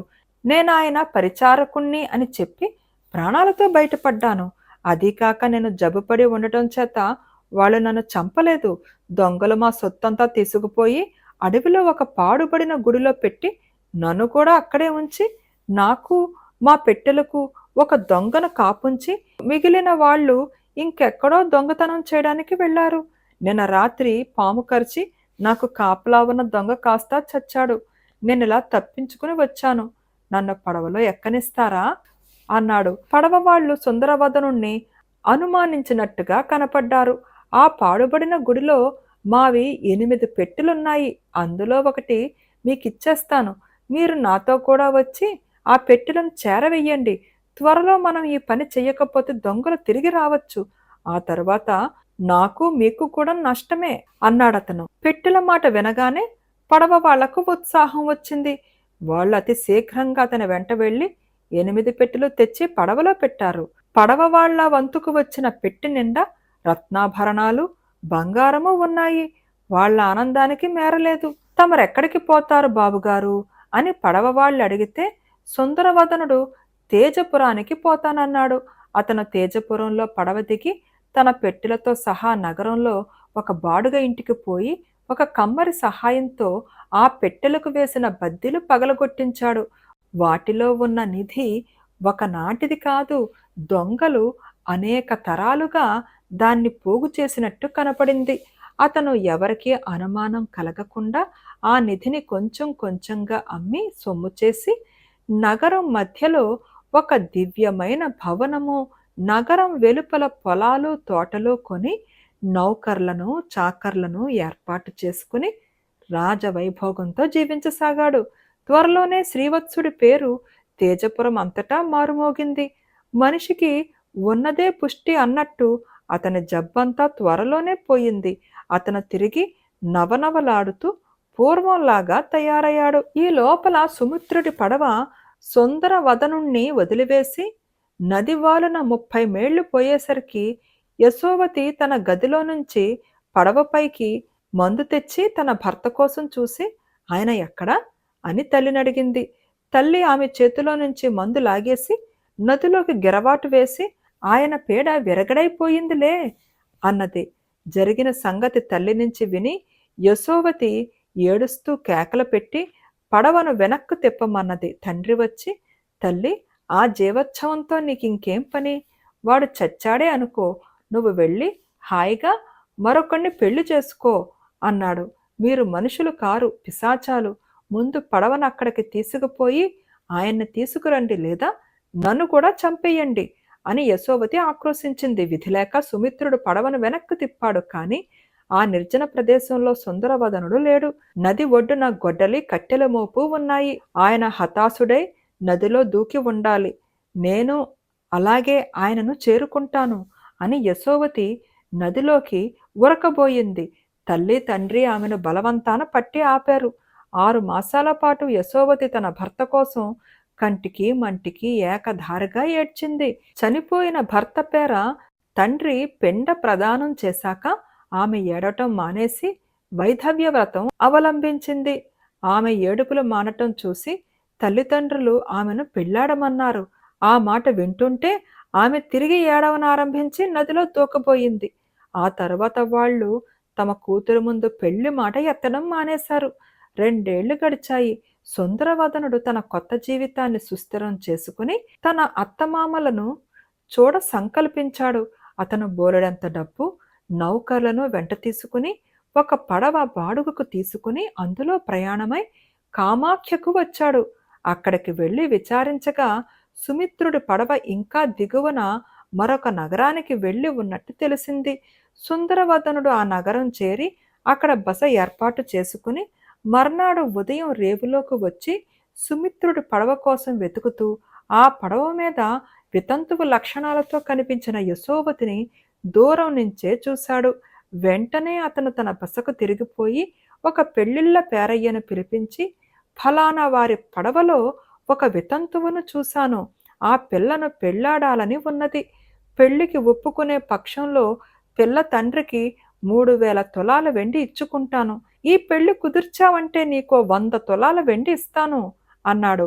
ఆ పెళ్లిళ్ల పేరయ్య శీఘ్రమే వెళ్ళి సుమిత్రుణ్ణి కలుసుకుని, ఎవరో శ్రీవత్సుడట, తేజపురంలో ఉండే కోటీశ్వరుడు మీ అమ్మాయిని చూశాడట, పెళ్లాడగోరుతున్నాడు. వధువు తండ్రికి 3000 తులాల వెండి ఇస్తానంటున్నాడు. నువ్వు సరేననటమే వ్యవధానం అన్నాడు. బాబు, నీకు పుణ్యం ఉంటుంది. మమ్మల్ని ఇలా బతకని, పెళ్లి అనే మాట వింటే నా కూతురు ఆత్మహత్య చేసుకుంటుంది అన్నాడు సుమిత్రుడు. పెళ్లిళ్ల పేరయ్య సుందరవదనుడి దగ్గరికి తిరిగి వచ్చి, అయ్యా, తమరి ఆలోచన మానుకోవచ్చు. ఆ పిల్ల వితంతువుగానే ఉండిపోతుంది గాని మళ్ళీ పెళ్లాడుదుట అని చెప్పాడు. సరే పోనీ, దానికేం గాని ఆయన పడవ నాకు 2 రోజుల పాటు కిరాయికిస్తాడేమో కనుక్కో అన్నాడు సుందరవదనుడు. ఎందుకివ్వడండి, ఆయన వృత్తే అదిగా అన్నాడు పెళ్లిళ్ల పేరయ్య. ఆయన మళ్ళీ సుమిత్రుడి వద్దకు వెళ్ళి, ఆ శ్రీవత్సుడు గారు నీ పడవను 2 రోజుల పాటు బాడుగకు కావాలని అడుగుతున్నాడు అన్నాడు. తీసుకోమను అన్నాడు సుమిత్రుడు. ఈ మాట చెప్పవచ్చిన పెళ్లిళ్ల పేరయ్య చేతిలో 100 తులాల వెండి పెట్టి సుందరవదనుడు 4 నౌకర్లతో సహా తన మామగారి పడవ మీదకి వచ్చాడు. అతని జరీ దుస్తులు వాలకము చూసి సుమిత్రుడు గాని అతని భార్య గాని అతన్ని పోల్చుకోలేదు. యశోవతి మాత్రం ఒక్క క్షణం పాటు అతన్ని చూసి అతనిలో తన భర్త కవళికలు గమనించి నిర్ఘాంతపోయింది. ఆ వచ్చిన పెద్ద మనిషి తానున్న గదికేసి చూసి, ఆకలిగా ఉన్నది, చద్దన్నమైనా పర్వాలేదు, ఇంత ఊరగాయతో తింటాను అన్న మాటలు వినిపించి ఆమె ఆశ్చర్యం రెట్టింపయింది. మరుక్షణమే ఆ పెద్ద మనిషి తన నౌకరుకేసి తిరిగి, ఒరేయ్, నా దగ్గర తిండి బట్ట పుచ్చుకుంటున్న వాడివి కదా, అలా ఒళ్ళు మీద గట్టుకు కూర్చోకపోతే ఇంత నార తీసుకుని తాడైనా పెనరాదు, ఇంకేం పని లేకపోతే అన్నాడు. తరువాత అతను సుమిత్రుడికేసి తిరిగి, మీ గదిలో ఒక చినిగిన కుళాయి ఉన్నది, దాన్ని నాకు అరువిస్తారా అనటం కూడా యశోవతి విన్నది. ఈ మాటలన్నీ సుమిత్రుడు విన్నాడు, కాని ఆయనలో ఏమీ చైతన్యం కలగలేదు. ఈ కోటీశ్వరుడికి చినిగిన కుళాయి ఎందుకా అని ఆశ్చర్యపడుతూ ఆయన గదిలోకి వచ్చి, ఆ పాత కుళాయి ఎక్కడా అని కూతుర్ని అడిగాడు. యశోవతి ఆ కుళాయిని తండ్రికిస్తూ, నాన్న, ఆ వచ్చిన మనిషి మీ అల్లుడులాగున్నాడే అన్నది. ఆ మాట విన్న తల్లి, ఛీ తప్పుడుదానా, మేం మళ్ళీ పెళ్లి చేస్తామే అని కాళ్ళా వేళ్లా పడితే పాతివ్రత్యం నటించి ఎవడో ఎర్రగా బుర్రగా సరిగా బట్టలు కట్టుకుని రాగానే నీ మొగుడులా ఉన్నాడంటావా? ఆ రోగిష్టివాడు ఏనాడో గంగలో కలిసిపోయాడు, పిచ్చి మాట మాటలాడకు అని మందలించింది. ఆ మాటలతో యశోవతి చేసేది లేక నోరు మూసుకున్నది. ఆ రాత్రి తన భార్య ఈ మాట చెబితే సుమిత్రుడు భార్యను కోప్పడి, దాన్నెందుకు మందలించావు? దానికి మనిషి మీద మనసు పోతే మరీ మంచిది కదా, ఈ మనిషే మన అమ్మాయిని చేసుకుంటానని ముందు అడిగించాడు, అది పెళ్లాడను అని చెప్పింది. ఇప్పుడది పెళ్లాడే ఉద్దేశం ఉంటే అంతకంటే కావలసిందేముంది? కోటీశ్వరుడు దాని అదృష్టంగాని ఇటువంటి అల్లుడు కావాలంటే దొరుకుతాడా అన్నాడు. అయితే రేపు అతన్ని కదిలించి చూడు, అమ్మాయి సరేనంటే పెళ్లి చేసేద్దాం అన్నది భార్య. మర్నాడు సుమిత్రుడు తన కూతురి పెళ్లి మాట ఎత్తినప్పుడు సుందరవదనుడు, మీ అల్లుడు ఎలా చనిపోయాడు అని అడిగాడు. ఏం చెప్పమంటావు? అతను కట్టెలు తీసుకురావడానికి ఒడ్డుకు వెళ్ళాడు. ఆ సంగతి తెలియక నేను పడవ నడుపుకు పోయాను. తిరిగి వెళ్ళి చూస్తే అతని జాడలేదు. అతను చాలా జబ్బుగా కూడా ఉన్నాడు. అప్పుడే చావు బతుకుల్లో ఉన్నాడు, పోయి ఉంటాడు అన్నాడు సుమిత్రుడు. నాతోనే అబద్ధాలాడుతున్నావా మామ? నీ అల్లుడు చావలేదు, నేనే నీ అల్లుణ్ణి అన్నాడు సుందరవదనుడు. నేను చెబితే విన్నారు కాదు అన్నది యశోవతి గదిలో నుంచి బయటికి వచ్చి. సుందరవదనుడు తన భార్యను కౌగలించుకుని, ఎలా ఉన్నావు అన్నాడు. ఇద్దరూ ఆనంద భాష్పాలు రాల్చారు. అత్తమామలకు అల్లుడు ముఖం చూడటానికి కూడా ధైర్యం లేకపోయింది. కానీ అతడు తన మామ చేత పడవ పని మానిపించి తన వెంట తీసుకుపోయి, ఈ ముసలితనంలో మిమ్మల్ని సుఖపెట్టడం నా ధర్మం అని అత్తమామలకు యావజ్జీవం ఏ లోటు లేకుండా జరిపించాడు. బేతాళుడు ఈ కథ చెప్పి, రాజా, తనకు క్షమించరాని ద్రోహం చేసిన తన అత్తమామలను సుందరవదనుడు ఎందుకు చేరదీసి ఆదరించాడు? దీనికి సమాధానం తెలిసి కూడా చెప్పకపోయావో నీ తల పగిలిపోతుందని అన్నాడు.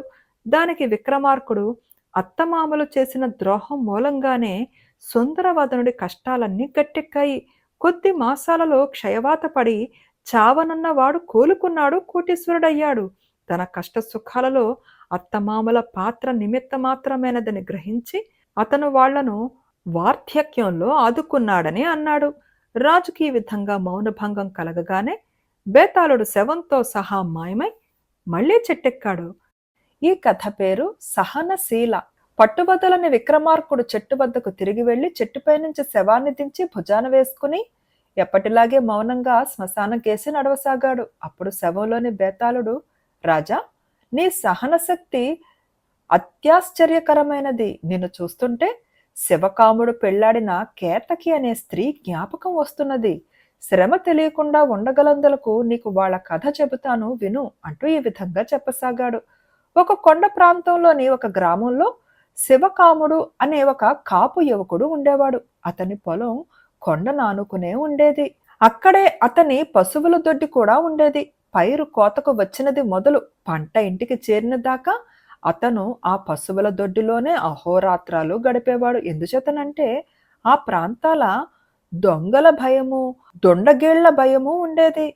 ఒక చీకటి రాత్రి శివకాముడు మంచం మీద నడుము వాల్చబోతుండగా కొండ పక్క నుంచి ఏదో అలికిడి వినిపించింది. అతను చప్పున పశువుల చావడి నుంచి బయటకు వచ్చి చూస్తే కొండ మీదకి ఎవరో వేగంగా ఎక్కిపోతున్నట్టు కారు చీకట్లో అస్పష్టంగా కనిపించింది. శివకాముడు దుడ్డుకర్ర ఒకటి తీసుకుని పరుగున కొండదారి వెంబడి వెళ్ళాడు. కాని ఆ దారి చిన్న మలుపు తిరిగేసరికి అతని ఎట్టెదుట ఒక ఇల్లు కనపడింది. ఇంటి లోపల దీపాలు వెలుగుతున్నాయి. ఆ ఇంటిని చూసి శివకాముడు దిగ్భ్రాంతుడయ్యాడు. ఎందుచేతనంటే అతనికి తెలిసినంత వరకు ఆ ప్రాంతాల ఇల్లు అన్నది లేదు. తన పశువుల దొడ్డికి ఇంత సమీపంలో ఇల్లెప్పుడొచ్చిందో, అందులో ఎవరుంటున్నారో అతనికి అంతు చిక్కలేదు. ఈ వింత ఏమిటో తేల్చుకుందామని అతను ఇంటిని సమీపించి లోపలికి అడుగుపెట్టాడు. అది కొత్తగా కట్టిన ఇల్లులాగా లేదు. చూడటానికి మోతుబరి ఇల్లులాగా ఉంది. లోపల కలప సామగ్రి, వెండి వస్తువులు కనిపించాయి. ఇంట్లో ఒక వయసు మళ్ళిన పురుషుడు, స్త్రీ ఉన్నారు. ఒక వయసులో ఉన్న పిల్ల లోపల గదిలో అటూ ఇటూ తిరుగుతూ మధ్య మధ్య శివకాముడు కేసి చూస్తున్నది. ఆ పిల్ల ముందు చావిట్లోకి వచ్చి, వడ్డించాను, భోజనానికి లేవండి అని పెద్దవాళ్లతో అన్నది. ముసలివాడు శివకాముడితో, నువ్వు కూడా భోజనానికి రా నాయనా అన్నాడు. అసలే శివకాముడికి తాను చూస్తున్నదంతా మాయ అనిపిస్తున్నది. వాళ్ళు తనను భోజనం చెయ్యమనటంలో ఏదో దుర్మార్గం కూడా ఉండవచ్చును అని అతనికి తోచింది. అతని సంకోచం చూసి ముసలివాడు, భయపడకు, ఎలా వచ్చావో అలాగే వెళ్ళిపోదుగాని అన్నాడు. కాని శివకాముడు భయంతో ఏమీ అనక బెల్లం కొట్టిన రాయిలాగా ఉండిపోయాడు. అతని కళ్ళు ఆ అమ్మాయి మీదనే ఉన్నాయి. అంత అందమైన మనిషిని అతను కలలో కూడా ఊహించలేదు. ఆమె పదే పదే తన కేసి దృష్టి మరల్చుతూ ఉండటం అతను గమనించాడు. అంతలోనే అతనికి తల తిరిగినట్టయింది. అతను కళ్ళు గట్టిగా మూసుకుని మళ్ళీ తెరిచి చూసేసరికి దృశ్యం పూర్తిగా మారిపోయింది. అతను తన పశువుల దొడ్లోనే ఉన్నాడు. ఎదురుగా కొండ ఉన్నది. అంతా చీకటి. ఇల్లు లేదు, ఏమీ లేదు. తల పైకెత్తి చూస్తే నడినెత్తిన ఉండవలసిన నక్షత్రాలు బాగా పడమటికి వాలిపోయాయి. అంటే అతను పశువుల పాక నుంచి బయటికి వచ్చి జామున్నర అయి ఉండాలన్నమాట. ఈ వింత సంఘటన గురించే ఆలోచిస్తూ అతను మంచం మీద పడుకుని గాఢమైన నిద్రపోయాడు. కాని మర్నాటి నుంచి అతను పూర్తిగా మారిపోయాడు. క్రితం రాత్రి తాను చూసిన ఆ అమ్మాయి రూపం అతని కళ్ళలో అలాగే మెదులుతున్నది. ఏ పని చేస్తున్నా అతనికి ఆమెను మరవటం మటుకు సాధ్యం కాలేదు. అతను వెర్రివాడిలాగా కొండ ప్రాంతం అంతటా తిరిగాడు. ఆ ఇల్లు గాని, ఆ పిల్ల గాని, ఆమె తల్లిదండ్రులు గాని అతనికి ఎక్కడా కనిపించలేదు. మనిషికి పరధ్యానం జాస్తి అయ్యింది. పాలిపోయాడు, చిక్కి సగమయ్యాడు. ఏడాది తిరిగింది.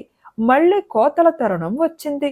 శివకాముడు మళ్ళీ పశువుల దొడ్లో రాత్రింబగళ్ళు గడపనారంభించాడు. ఒక రాత్రి అతను ఎందుకో పశువుల పాక బయటికి అడుగు పెడుతూనే ఆ పాత ఇంటి చావట్లో ఉన్నాడు. ఆ ముసలివాడు, ఆయన భార్య, కుమార్తె అంతా వెనకటిలాగే ఉన్నది. ఆ పిల్లను చూడగానే శివకాముడికి ప్రాణాలు లేచి వచ్చినట్టయింది.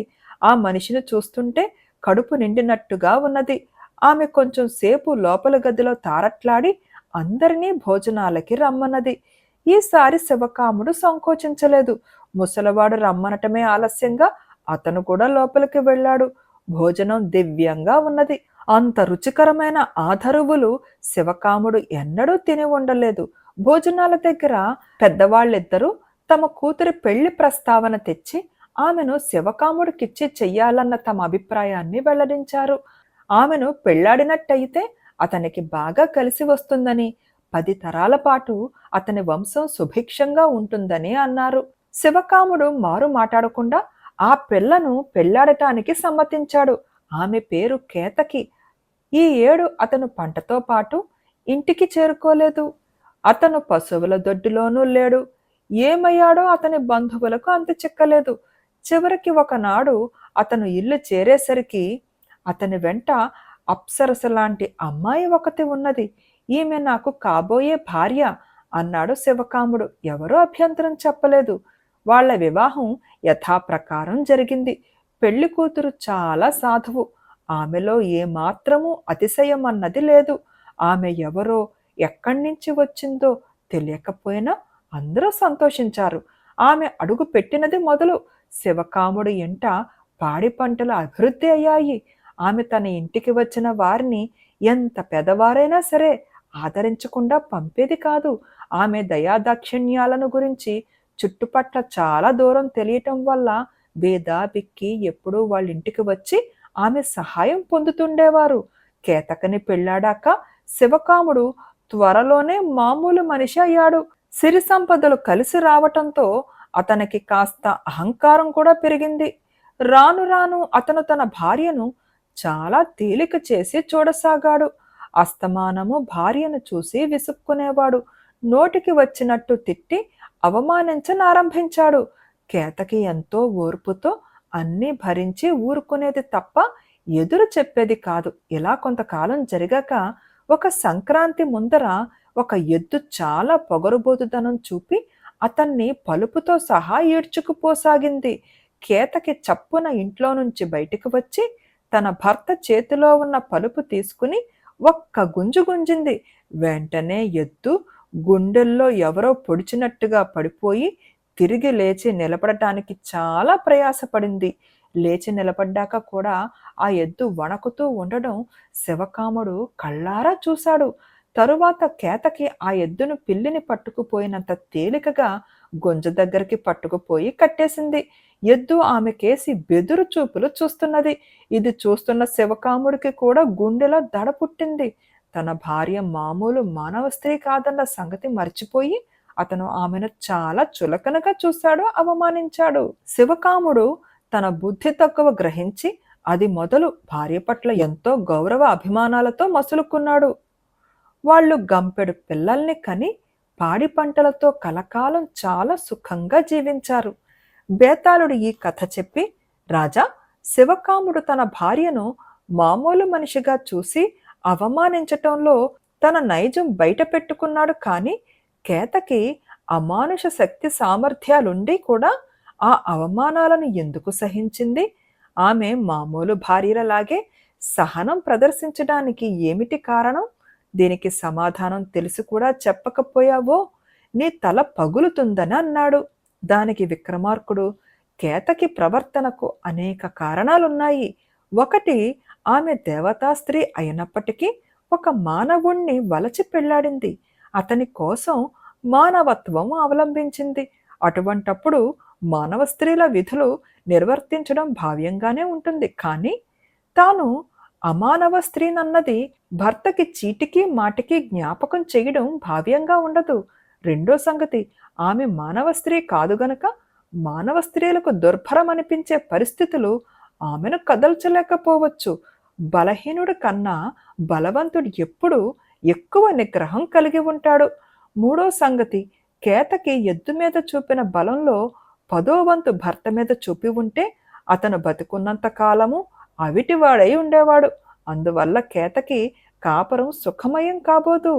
అందుచేతనే తన శక్తిని భర్త గుర్తించే అవకాశం దొరికిన దాకా కేతకి ఎంతో ఓర్పు వహించి నేర్చుకోదగిన గుణపాఠం అతన్నే నేర్చుకొనిచ్చింది అన్నాడు. రాజుకు ఈ విధంగా మౌనభంగం కలగగానే బేతాళుడు శవంతో సహా మాయమై మళ్ళీ చెట్టెక్కాడు. ఈ కథ పేరు కోరిన వరాలు. ఫ్రెండ్స్, ఈ కథలు చాలా బాగుంటాయండి, తప్పకుండా వినండి. పట్టువదలని విక్రమార్కుడు చెట్టు వద్దకు తిరిగి వెళ్ళి చెట్టుపై నుంచి శవాన్ని దించి భుజాన వేసుకుని ఎప్పటిలాగే మౌనంగా శ్మశానం కేసి నడవసాగాడు. అప్పుడు శవంలోని బేతాళుడు, రాజా, నీవు ఏ సత్ఫలితం కోరి ఇలా ప్రయాసపడుతున్నావో నాకు తెలియదు, కానీ వెనుకటికి హయగ్రీవుడులాగా గొప్ప ఫలితాలను పోగొట్టుకుని కొద్ది ఫలితం మాత్రమే దక్కకుండా ఉండేలాగు చూసుకో. శ్రమ తెలియకుండా ఉండగలందులకు నీకు హయగ్రీవుడు కథ చెబుతాను, విను అంటూ ఇలా చెప్పసాగాడు. ఒకప్పుడు మహావతి నదీ తీర ప్రాంతంలో హయగ్రీవుడు అనే ఒక యువకుడు ఒక చిన్న చెరువు కింద కొద్దిపాటి పొలం పండించుకుంటూ జీవిస్తూ ఉండేవాడు. కొన్ని ఏళ్ల పాటు వ్యవసాయం బాగానే సాగింది. కానీ అందుకు ఆధారంగా ఉంటున్న చెరువు క్రమంగా ఎండిపోనారంభించింది. ఇందువల్ల హయగ్రీవుడు చాలా నష్టపోయాడు. వ్యవసాయం బొత్తిగా గిట్టుబాటు కాకపోయేసరికి అతను పొట్టపోసుకోవడానికి అరణ్యం మీద ఆధారపడవలసి వచ్చింది. అడవిలో వేటాడదగిన మృగాలుండేవి. వాటి మాంసం విక్రయించి 4 డబ్బులు తెచ్చుకునేవాడు. అడవిలో పళ్ళు ఫలాలు దొరికేవి, తేనె దొరికేది. వీటి మీద ఆధారపడి జీవయాత్ర గడపవలసిన దుస్థితి హయగ్రీవుడికి ఏర్పడింది. ఒకనాడు అతను అడవిలో తిరుగుతూ ఉండగా ఒక చోట ఒక ముని తపస్సు చేసుకుంటూ కనిపించాడు. హయగ్రీవుడు ఆ చుట్టుపట్ల ఉండే పళ్ళు, కందమూలాలు, తేనె తెచ్చి ముని ముందు పెట్టి సాష్టాంగ పడ్డాడు. ముని అతని కానుకలు స్వీకరించి అతన్ని ఆశీర్వదించాడు. అది మొదలు హయగ్రీవుడు రోజు కొన్ని పళ్ళు, తేనె సంపాదించి ఆ మునికి సమర్పించి తరువాత తన పని తాను చూసుకుంటూ వచ్చాడు. ఇలా కొద్ది రోజులు గడిచాక ఆ ముని హయగ్రీవుడితో, నాయన, ఇవాళ పూర్ణిమ. ఈ రోజు నీవేదన్నా కోరుకున్నట్టయితే నీ కోరికను తీర్చే శక్తి నాకు ఉన్నది. అందుచేత నీ స్థితికి తగిన కోరిక ఏదన్నా ఒకటి కోరుకో అన్నాడు. దారిద్ర్య బాధ తప్ప మరే బాధ లేని హయగ్రీవుడు, స్వామి, నాకు 1000 బంగారు కాసులుంటే ఈ జీవితానికి ఏ లోటు లేకుండా సుఖంగా బతకగలను. సాధ్యమైతే అవి నాకు ఇప్పించండి అని వేడుకున్నాడు. అలాగే ఇచ్చాను, ఇంటికి వెళ్ళి చూసుకో అన్నాడు ముని. హయగ్రీవుడు ఇంటికి వెళ్ళి చూసుకుంటే అతని బిందె నిండా బంగారు కాసులు కనిపించాయి. ఆ ధనం చూసుకుని అతను ఎంతో మురిసిపోయాడు. ఆ ముని ఎంత ప్రతిభ కలవాడో, ఎంత దయగలవాడో తలుచుకుంటే అతనికి అంతులేని భక్తి పుట్టుకొచ్చింది. అందుచేత అతనికిప్పుడు అరణ్యంలో ఏమీ పని లేకపోయినా పాలు ఫలాలు తీసుకుని రోజు అరణ్యానికి పోయి మునికి నివేదన చేసి ఆయనకు తనకు కృతజ్ఞత చెప్పుకుంటూ వచ్చాడు. గర్భదరిద్రుడుగా ఉండగా హయగ్రీవుణ్ణి పలకరించిన వారు ఎవరూ లేరుగాని అతని దగ్గర అంతులేని ధనం చేరినట్టు తెలియగానే ఊళ్ళో అందరూ అతనికి ఆప్తులయ్యారు. అందరూ అతని మంచి కోరిన వారే. ఈ ఇంట్లో ఉండే కర్మ నీకేమిటి? మంచి ఇల్లు కట్టుకో, మంచి బట్టలు కట్టుకో, సుఖంగా ఇంత తిండి తిని 10 మందికి పెట్టు. ఖర్చుగాని ధనం వెంట ఉన్నా ఒకటే, నట్టెట ఉన్నా ఒకటే. ఘనంగా బతుకుతున్నావంటే గొప్ప ఇంటి వాళ్ళు నీకు పిల్లనిచ్చి పెళ్లి చేస్తారు. నీ స్థాయి అన్ని విధాలా పెరుగుతుంది అని ఈ ధోరణిలో వాళ్ళు హయగ్రీవుడికి సలహాలిచ్చి అతని చేత డబ్బు ఎడాపెడా ఖర్చు పెట్టించసాగారు. నెల తిరిగింది. హయగ్రీవుడు రోజు అరణ్యానికి వెళ్ళి మునికి కానుకలు సమర్పించుకుంటూనే ఉన్నాడు. ఒక రోజున మళ్ళీ ముని అతనితో, నాయన, ఇవాళ పూర్ణిమ, నీకేదైనా కోరిక ఉంటే చెప్పు, నేను తీర్చగలను అన్నాడు. స్వామి, తమ దయ వల్ల నా దారిద్ర్య బాధ తీరింది. మంచి కన్యను పెళ్లాడి సంసార సౌఖ్యం కూడా రుచి చూద్దామని ఉన్నది. మంచి అందము శుభలక్షణాలు కలిగిన కన్యను నాకు భార్యగా లభ్యమయ్యేటట్టు అనుగ్రహించినట్టయితే నేను మీకు ఎంతో కృతజ్ఞుణ్ణి అయి ఉంటాను అన్నాడు హయగ్రీవుడు. అలాగే నాయనా, నీవు ఇంటికి వెళ్లే దారిలో ఈ అరణ్యంలోనే నీవు కోరిన కన్య కనిపిస్తుంది. ఆమెను తీసుకుని పోయి పెళ్లి చేసుకో అన్నాడు ముని. ముని చెప్పినట్టే హయగ్రీవుడు తిరిగి వచ్చే దారిలో ఒక చెట్టు కింద ఒక అపురూప సుందరి నిలబడి ఉన్నది. హయగ్రీవుడు ఆమెను పలకరించి, ఎవరు నువ్వు? నీ వాళ్ళెవరు? ఇక్కడ ఎందుకు నిలబడి ఉన్నావు అని ప్రశ్నించాడు. నాకేమీ తెలీదు అన్నదామె. అయితే నా వెంట వచ్చి నన్ను పెళ్లి చేసుకుంటావా అని హయగ్రీవుడు అడిగాడు. అందుకు ఆమె సమ్మతించింది. అతను ఆమెను తెచ్చి పెళ్లి చేసుకుని కొంతకాలం పాటు సుఖంగా గడిపాడు. దాదాపు నెల రోజులు గడిచింది. ఒక్కసారిగా హయగ్రీవుడికి 2 విపత్తులు సంప్రాప్తమయ్యాయి. అతని భార్యకు ఏదో జబ్బు చేసి ఎన్ని మందులకు లొంగక చివరికి ఆమె మరణానికి దారితీసింది. అదే సమయంలో దొంగలు పడి అతని దగ్గర మిగిలి ఉన్న బంగారమంతా ఎత్తుకుపోయారు. హతాశుడై హయగ్రీవుడు అరణ్యంలోని ముని వద్దకు వెళ్ళి తనకు కలిగిన కష్టాలు చెప్పుకొని, స్వామి, మీరు నా మీద ఎంతో అనుగ్రహంతో నాకు 2 అపూర్వమైన వరాలిచ్చారు. కానీ రెంటిని పోగొట్టుకుని మళ్ళీ యథాస్థితికి వచ్చాను. ఈ లోటు మీరే పూర్తి చెయ్యాలి అన్నాడు. ముని తల ఆడించి, ఇవాళ పూర్ణిమ, నీకు కావలిస్తే ఈ రోజు నీవు కోరిన కోరిక తీర్చగలను. ఇందుకు ఇదే ఆఖరు అవకాశం. ఎందుచేతనంటే ఇక్కడ నా తపస్సు ముగిసింది. రేపు నేను హిమాలయాలకు వెళ్ళిపోతున్నాను. నీకు మరి కనిపించను అన్నాడు. అలా అయితే నాకు మళ్ళీ ధనాన్ని మరొక భార్యను దయచేయించండి, కొత్త వరం కోరను అన్నాడు హయగ్రీవుడు. ఏదైనా ఒక్క వరమే కోరుకో నాయనా, జ్ఞాపకం ఉంచుకో, ఇదే నేను తీర్చగల నీ చివరి వరం అన్నాడు ముని.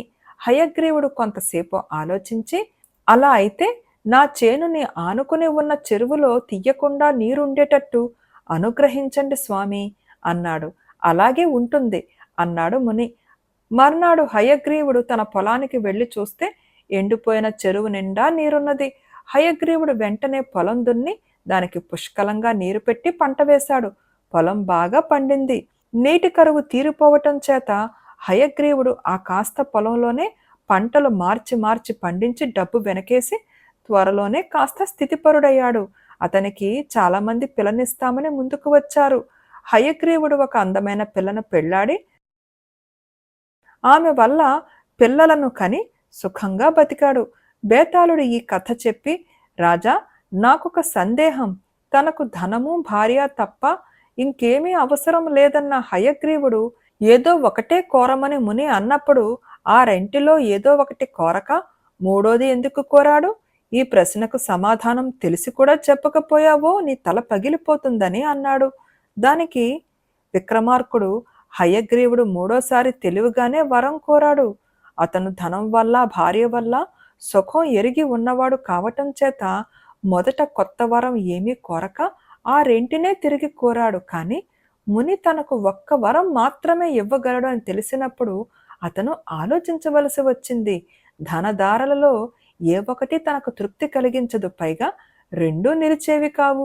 ఆ సంగతి అతనికి అనుభవం ద్వారా తెలిసి వచ్చినదే. వాటికన్నా భూమి శాశ్వతమైనది. వ్యవసాయం తన చేతిలో ఉన్న విద్య. అతనికి లేనిదల్లా నీరు. చెరువులో నీరున్నంత కాలము అతను వ్యవసాయం చేసుకుని తృప్తిగా బతికినవాడే. అందుచేత తన చేతిలో లేని సుఖం కన్నా తన చేతిలో ఉన్న తృప్తి కోసం హయగ్రీవుడు చెరువులో నీరుండాలని కోరాడు. అతని సుఖానికి అదే మూలాధారమయ్యింది కూడా అన్నాడు. రాజుకి ఈ విధంగా మౌనభంగం కలగగానే బేతాళుడు శవంతో సహా మాయమై మళ్లీ చెట్టెక్కాడు.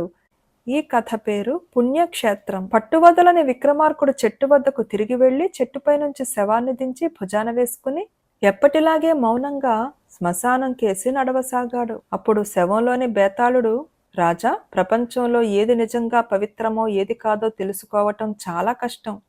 నీవు ఇలా శ్రమపడుతున్నది పుణ్యాత్ముడి కొరకో పాపాత్ముడి కొరకో నాకు తెలియదు, కానీ ప్రభాస తీర్థంలాగా అనేక పుణ్యక్షేత్రాలు నిజంగా పుణ్యక్షేత్రాలు కావు.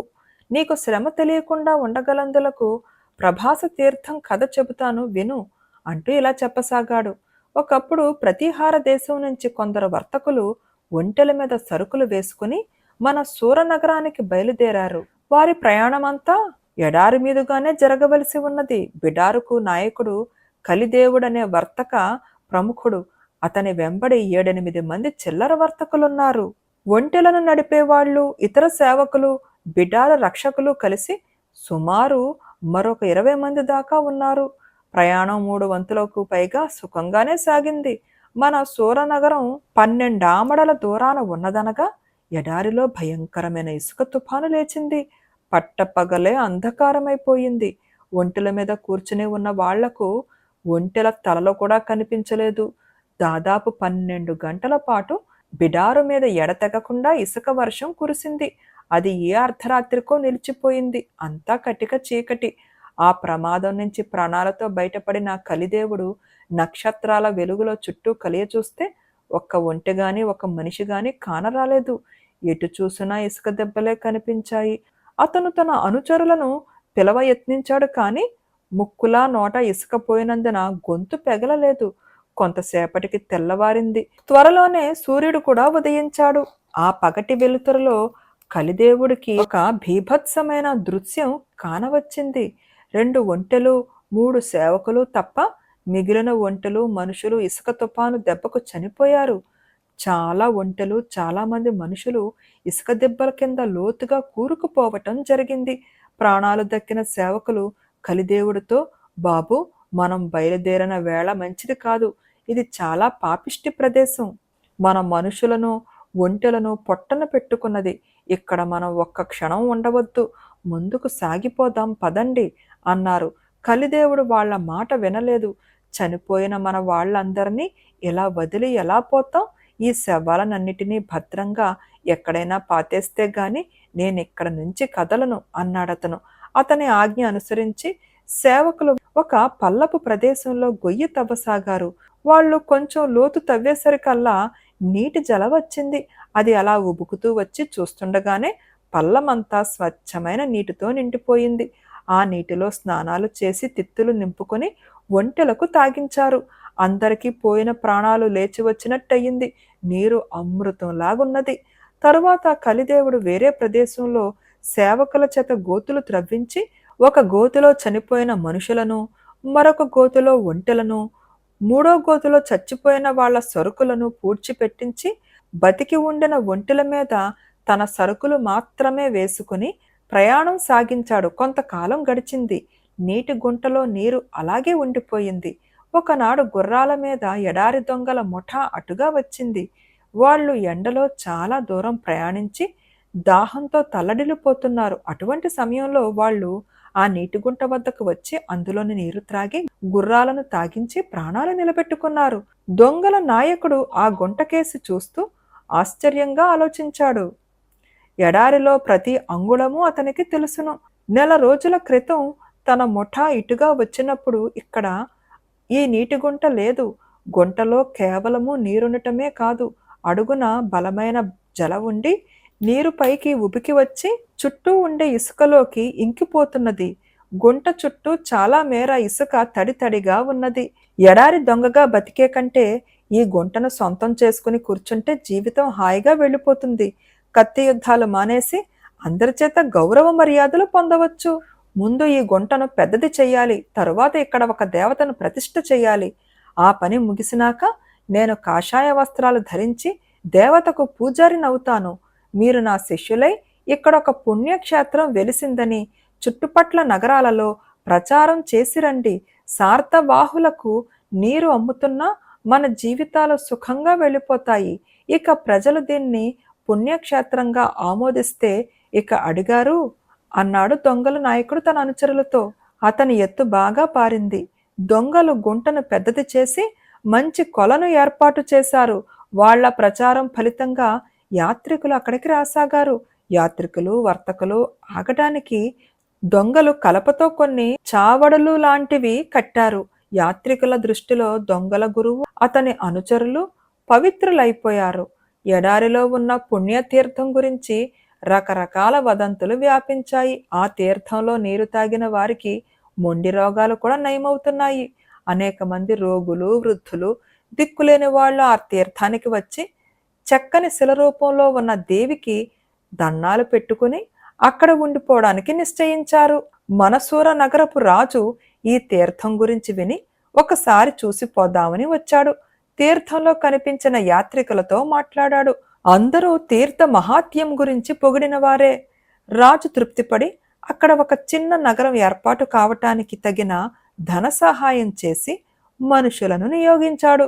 రాజు తలుచుకుంటే ఎంతసేపు కోనేటి ఒడ్డున అమ్మవారికి ఒక చలవరాతి గుడి, యాత్రికులకు నివాసాలు, అక్కడే ఉండిపోయి ఆలయానికి రకరకాల సేవలు చేసేవారికి ప్రత్యేకంగా ఇళ్ళు, దుకాణాలు, చెట్లు, చేమలు సమస్తము ఏర్పాటయ్యాయి. ఎడారిలో ఒక ప్రాంతం నుంచి ఇంకో ప్రాంతానికి వర్తకం చేసుకోబోయే వారికి ప్రభాస తీర్థం వీలైన కూడలిగా తయారై త్వరలోనే గొప్ప వర్తక కేంద్రమైంది. తీర్థానికి ఏటా రాబడి పెరిగి రాసాగింది. రాజు దానిలో ఒక్క గవ్వ కూడా ముట్టలేదు. ఆ సొమ్మంతా దొంగలే ఉంచేసుకున్నారు. అయినా దొంగలు, వాళ్ళ నాయకుడు ఆ తీర్థాన్ని వదిలిపెట్టి వెళ్ళిపోలేదు. వాళ్ళు బతికనన్నాళ్ళు అక్కడే బతికి అక్కడే చనిపోయారు. దొంగల నాయకుడి అనంతరం రాజుగారు ఆలయానికి ఒక ధర్మకర్తను జీతం మీద ఏర్పాటు చేసి ఆదాయంలో సగం భాగం తను తీసుకుని మిగతాది ప్రభాస తీర్థం యొక్క కార్యకలాపాలకు వదిలేస్తూ వచ్చాడు. బేతాళుడు ఈ కథ చెప్పి, రాజా, పరమ పాపులైన దొంగలు జనాన్ని మోసగించి ఏర్పాటు చేసిన ప్రభాస తీర్థం ఎలా అభివృద్ధిలోకి వచ్చింది? అలాంటి అపవిత్రమైన తీర్థం ప్రజలను ఎలా ఆకర్షించింది? ఇదంతా ధర్మవిరుద్ధంగా జరిగినది కదా.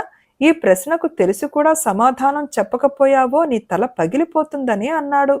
దానికి విక్రమార్కుడు, ప్రభాస తీర్థం అపవిత్రమైనది అనటానికి ఆధారమేమీ కనపడటం లేదు. అక్కడి మడుగు ఒక పుణ్యాత్ముడు తలపెట్టిన పుణ్యకార్యం ఫలితంగా ఏర్పడినది. కలిదేవుడు తన అనుచరుల శవాలను శ్రద్ధగా ఖననం చేశాడు. ఎండకు వానకు వదిలేసి వెళ్ళిపోలేదు. దొంగల ముఠ ఆ మడుగు దగ్గరికి వచ్చేసరికి అది పుణ్యక్షేత్రం. అందుచేతనే దొంగల గురువుకు వర్తకులను దోచే ఆలోచన పోయి ఆ తీర్థాన్ని అభివృద్ధి చేయాలన్న సంకల్పం కలిగింది. ఒక పుణ్యతీర్థంలో ఎందరు పాపులైనా నివాసం ఏర్పరచుకోవచ్చు. వాళ్ల మూలాన దాని పవిత్రత చెడిపోదు. ఆ తీర్థాన్ని ఆశ్రయించాక ఎడారి దొంగలు తమ పాపాలను పోగొట్టుకున్నారని కూడా చెప్పవచ్చు.